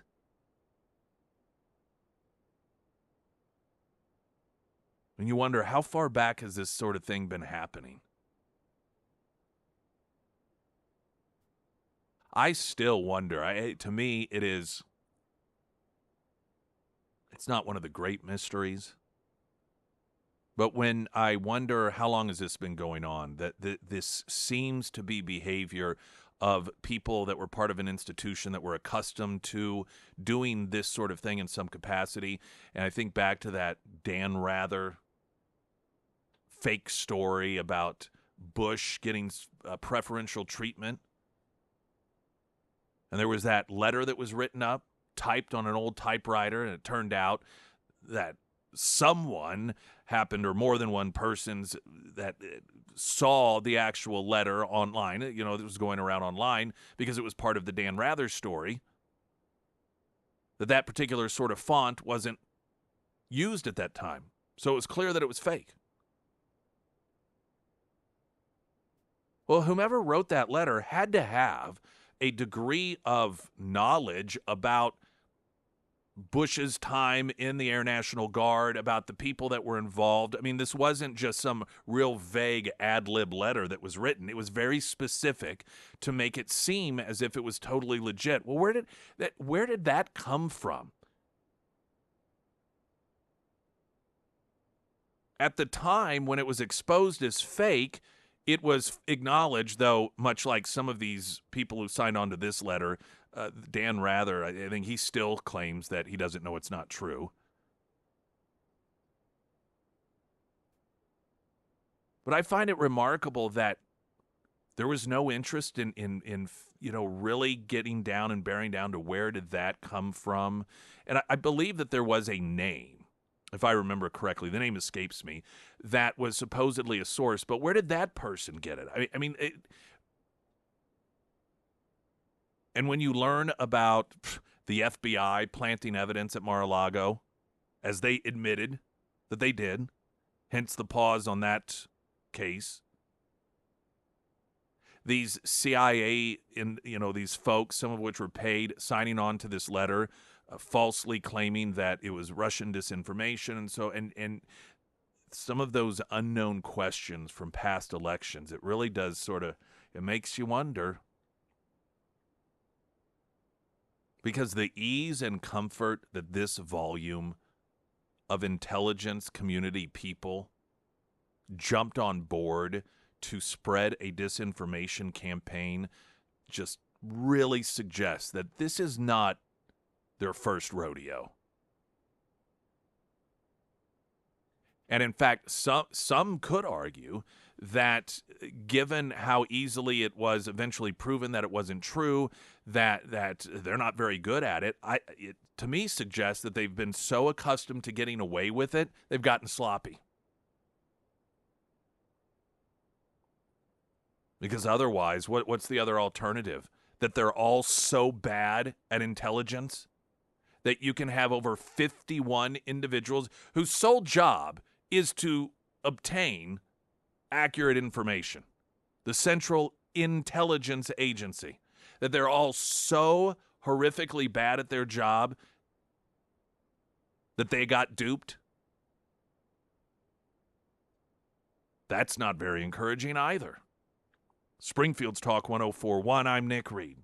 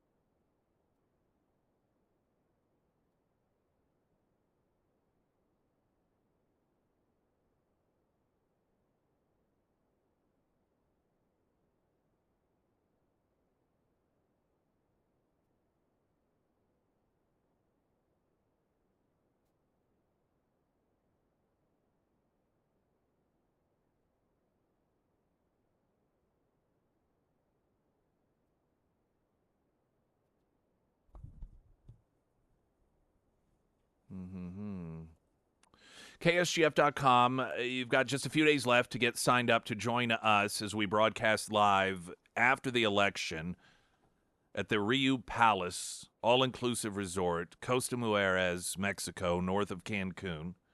It's a beautiful area, beautiful resort. The deadline to get signed up, however, is July 1st, so make sure to head over to KSGF.com, and you can find the information, contact info with Cam, so that you can get signed up there. Also, you can learn about the Care to Learn donation drive sponsored by Delta Roofing and A1 Custom Car Care, and get signed up to win free fireworks, potentially $250 worth from Howder Fireworks, that also at KSGF.com.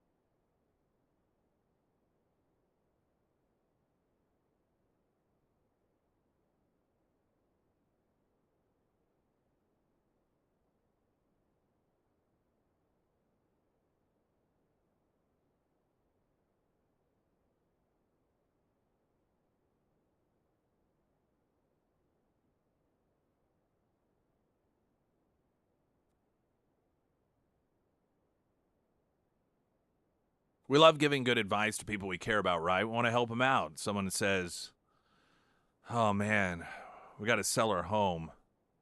We got to buy one, too. We got to do it at the same time. I don't even know where to start. Start with Emily Johnson, House Theory Realty. You can tell them that. Have them read people's reviews. Reach out to some of the people who made those reviews. Oftentimes you can get to them through social media. I've been telling you about Emily Johnson for years now. It's a big decision. It can be a stressful decision, buying and or selling a home. And there's a lot of emotion oftentimes attached to it. Sometimes there's not, but a lot of times you're talking about leaving the place that you raised your kids, or maybe that you grew up in potentially as well. And so having somebody that's going to be able to navigate you through it with the least amount of stress possible and to help you. You want Emily Johnson, House Theory Realty. The First Alert Forecast, sponsored by Wolfpack Cleaners, your residential and commercial cleaning professionals from Color 10. Fox 49, meteorologist Tom Schmidt. High of 87 for the day. Clear 66 tonight. Sunny 88 tomorrow. Mostly sunny, hot with a high near 94. I wanted to share with you a piece by John Daniel Davidson titled, If Julian Assange is a Criminal, So is the Entire Corporate Press. Now, I'm not reading this to you to make you think of Julian Assange in any way, shape, or form. Most people tend to come down on one side or the other. Some believe that he is a criminal who endangered potentially American lives, should be tried for treason, should be tried for whatever, spend the rest of his life in prison. There are others that say, no, he revealed government corruption. This piece by Davidson isn't necessarily arguing one or the other, but noting that if we are going to treat him as a criminal, then there are a lot of other people that are criminals as well. And I thought, given how it is that we have learned to recognize that we have a dual justice system in this country, you might find this piece interesting. Davidson writes that Julian Assange is now a free man, but he should never have been charged with a high crime to begin with. The WikiLeaks founder, who has spent the last 5 years in a British prison, was released Monday after striking a deal with President Biden's Department of Justice. Assange pleaded guilty to violation of the Espionage Act for publishing classified material about U.S. government operations in the Middle East and Afghanistan beginning in 2009. He traveled to the Northern Mariana Islands, a U.S.-controlled territory, on Tuesday and was expected to appear in court there on Wednesday before continuing on to his home country of Australia to be reunited with his family. As Assange's years-long ordeal comes to a close, it's worth noting that what was done to him is criminal. And it poses a very real threat for journalists who dare to question the national security state. Put simply, what Assange did is no different than what the New York Times, Washington Post, CNN, and many other corporate media outlets do every day. They publish and report on classified material that was stolen or obtained illegally by sources. The main difference between Assange and these outlets is that Assange did what he did in order to hold power to account, whereas the corporate press does it in service of power, at least when a Democratic administration is in the White House. From the earliest days of WikiLeaks, Assange's goal was to publish information that was beyond the control of states, specifically the U.S. government. Today, most major news organizations publish only what is acceptable and approved by our government. Recall that it was back in the halcyon days of President Obama's first term that WikiLeaks made international headlines, and Assange became public enemy number one. After the organization published reams of classified materials about U.S. military operations in Iraq, Afghanistan, and Guantanamo Bay. Recall, too, that Obama's Justice Department zealously prosecuted leakers, threatened reporters with prison if they didn't agree to testify against their anonymous government sources, and tapped the phone lines of reporters with the Associated Press. We should note the media still loves him for it all. Some of these materials Assange received from Chelsea Manning, a trans-identifying man and former U.S. military intel officer who at the time went by his given name Bradley Manning, and had access to hundreds of thousands of reports about the global war on terror, including sensitive information about confidential informants and sources working with the U.S. military overseas. It was Manning, not Assange, who stole the classified materials and leaked them to a media organization in violation of federal law. Indeed, Manning was convicted on multiple charges of espionage and theft of classified materials and sentenced to 35 years in prison. But charging Assange with espionage for publishing illegally leaked material sets a horrible precedent for free speech and journalism. It means, for example, that every New York Times or Washington Post reporter who writes a story citing anonymous government sources or citing classified documents could be criminally charged. Robert F. Kennedy Jr. made the point Monday on X after news broke of Assange's release, rightly noting that, quote, the U.S. security state succeeded in criminalizing journalism and extending their jurisdiction globally to non-citizens. Of course, most corporate journalists are unlikely to see or admit the connection, mostly because they maintain there's a difference between what they believe are legitimate news organizations and something like WikiLeaks, but there's not. The only difference is that Assange was honest about his ideological commitment and did not falsely represent himself and WikiLeaks as a neutral media organization the way that legacy media outlets do. He believed, and likely still believes, that governments should not keep secrets, especially about their wartime activities, and went about publishing as much secret information as he could get his hands on. Now, maybe you disagree with that. That's fine. Maybe you think Assange is a bad person and a threat to our national security. That's fine. Maybe you think he should have exercised better judgment about publishing information about dissidents and confidential sources working with the U.S. military, and that he actually has blood on his hands as a result of the things WikiLeaks published. Maybe so. But publishing that information was not a crime. If it is, then our First Amendment is worthless. And every news organization in this country had better change the way it does business, and fast. Now, the flavor of, and he flat out argues that what Assange did is not illegal, that what Bradley Manning did was the illegal part. Bradley Manning's the one who stole the information and passed it on to Julian Assange. But what Julian Assange did is no different than what is done, and I mean, this is just repeating what it is that Davidson wrote here, that journalists do all the time. They're constantly publishing it. I mean, we saw this during the Trump years. They were constantly publishing information that was a federal crime to have been released by somebody in the government. Now, the point that I think here, that it gets touched on, and it's a separate point that is just as equally important. And that is the difference between what it is that the establishment media does versus Assange. And that is they release information, obtain information that was illegally gathered for the purposes of supporting certain causes. Theirs is generally for big government.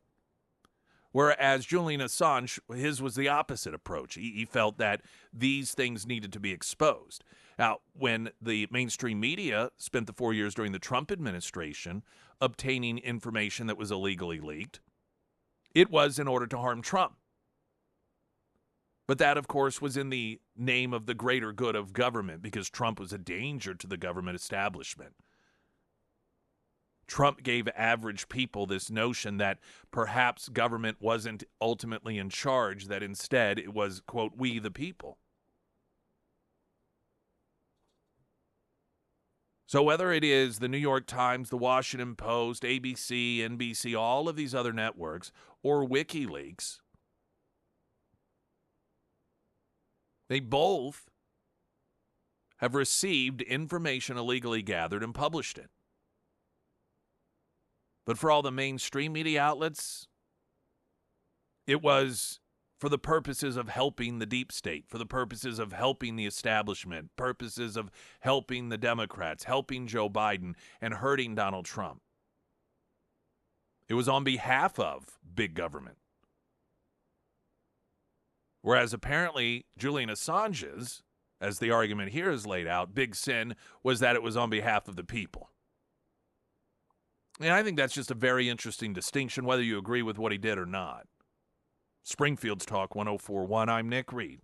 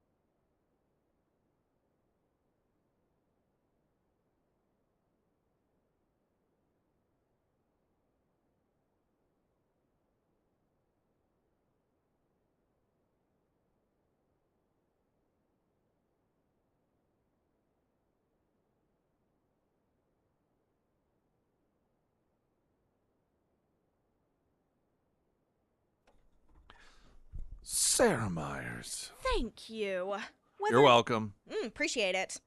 Whether you are wanting to purchase your first ever firearm, or maybe you are an avid firearm collector and you want to stock up on ammo before a potential ammo shortage, Quick Draw Gun in Monette is the place to go. And right now especially, because their annual summer sale is in full swing. Now that summer sale, it is running now through July 4th, and most firearms are currently on sale, and they also have doorbuster deals that you won't want to miss. It's a great shop. They've got hundreds of accessories to choose from and name brands that you will not find anywhere else in Southwest Missouri. And before you go, if you are out there and you are looking for a specific firearm or maybe a specific accessory, go ahead and give Brad and his team a call today. You can find all of that contact information for Quick Draw Gun and Monette, plus the shop hours and the store address. All of that is going to be housed under the Sarah's Endorsements tab at ksgf.com. Now, there's a further question regarding the deal made here with Julian Assange, and people fall on different sides of this. As we were talking about, some think that he's danger to national security. What he did was horrible and wrong. He should be held accountable to a further degree than he is. I know this because the deal that was made is being referred to in many outlets or commentary as a sweetheart deal. Generally, you don't use that terminology unless you are suggesting that they got off easy. And the question that I have, and I don't know the answer to this, is why are they doing this? I mean, don't you think that's an interesting question? What's the point? What is it? Why is it that it was felt? And there may be an obvious answer that I'm unaware of, but I'm trying to figure out to what benefit the Biden administration felt doing this. Like, why? We've got the election coming up, so it's natural to question whether or not it has anything to do with the upcoming election. I'm not sure how that would help him in any fashion.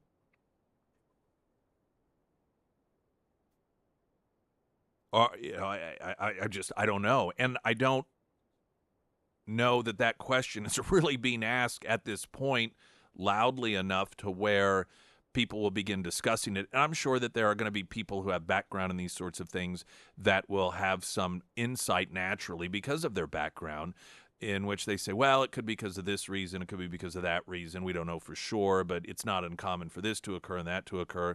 But I just think as curious people, that's the sort of thing that we should wonder, why now? Why is this happening now? It's not as if this is some new scenario that has popped up. I mean, the guy's spent the last 5 years in a British prison and was released after striking a deal with the Department of Justice. I can tell you something else. And this is just, I suppose, my nature. Having observed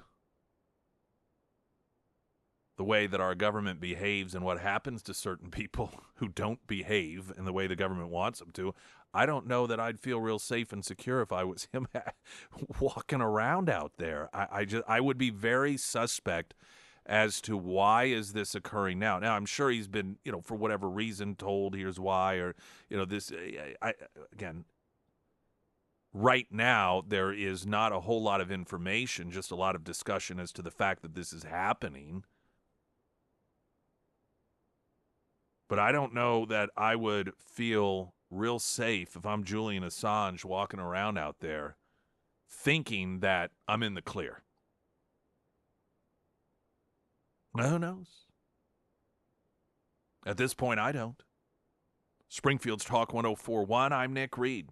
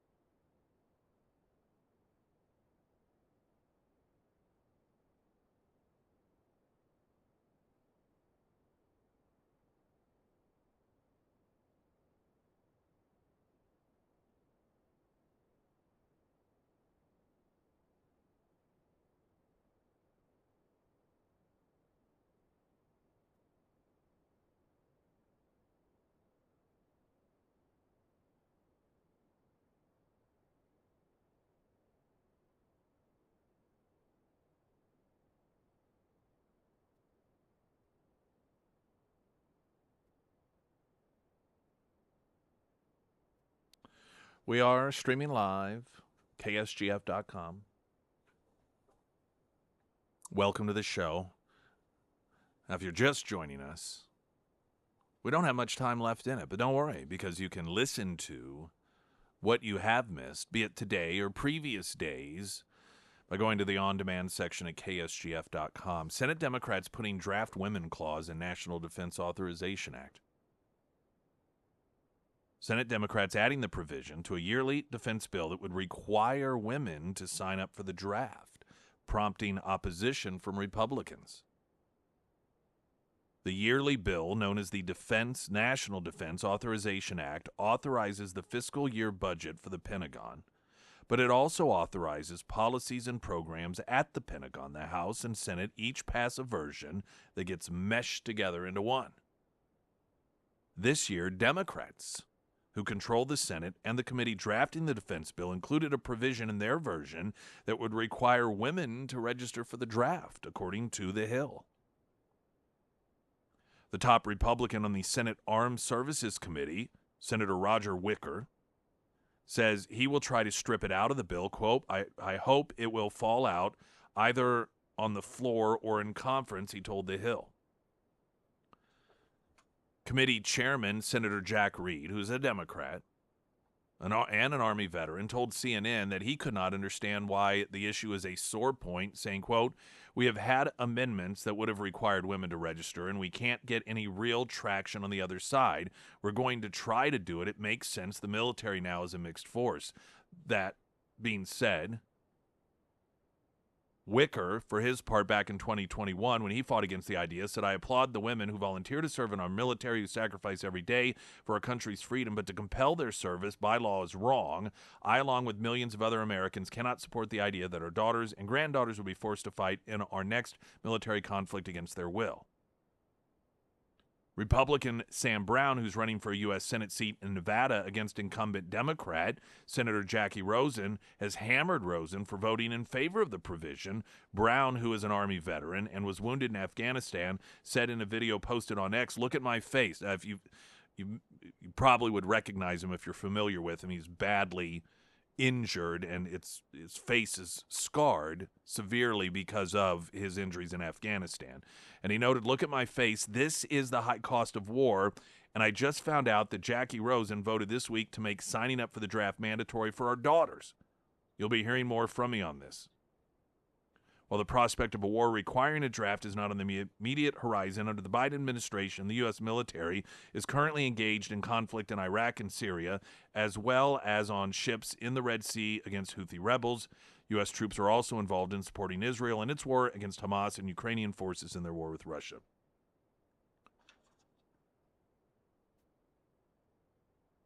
Now, the presentation here by committee chairman Senator Jack Reed, who's a Democrat, that he can't understand why it is that anyone would be opposed to this, to me, is willful ignorance.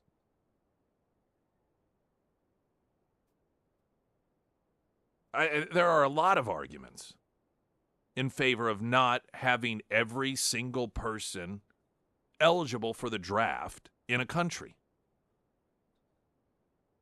Namely, because if you did require a tremendous number of individuals to go off to war, you got to have some people that stay behind, to make things, to have, raise the kids. You have to have people back here. And if we're talking about a draft situation, how is it you're going to differentiate? So, for example, if you have a married couple with 2 kids and women as well as men are required to be drafted, and then the draft occurs and both the parents get drafted, I think reasonable people would recognize that not being ideal. Well, then what are you going to do? You're going to have the government just decide which parent stays behind? Are we going to have equity involved in this? Is it going to be a mom and then a dad, then a mom, then a dad, then a mom, then a dad?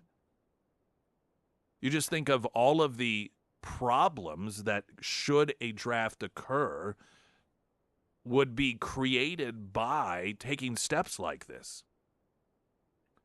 Reasonable people can provide plenty of reasons why this isn't a good idea. Why it is that the Democrat, at a time when, I don't know, it seems as if more and more people are recognizing that Democrats are not the party of women, that you would make a move like this at this point seems a little odd, unless this is potentially a recruitment issue thing. That somehow there are really grave concerns that because the military, the morale has been so degraded under the Biden administration, that they're thinking forward enough to recognize that, we could just have real problems on our hand with the lack of an all-volunteer army. Even with the draft, we need to have the ability to force, by law, not just men, but women to get shipped overseas in case of a war. But I don't know that. Ultimately, though,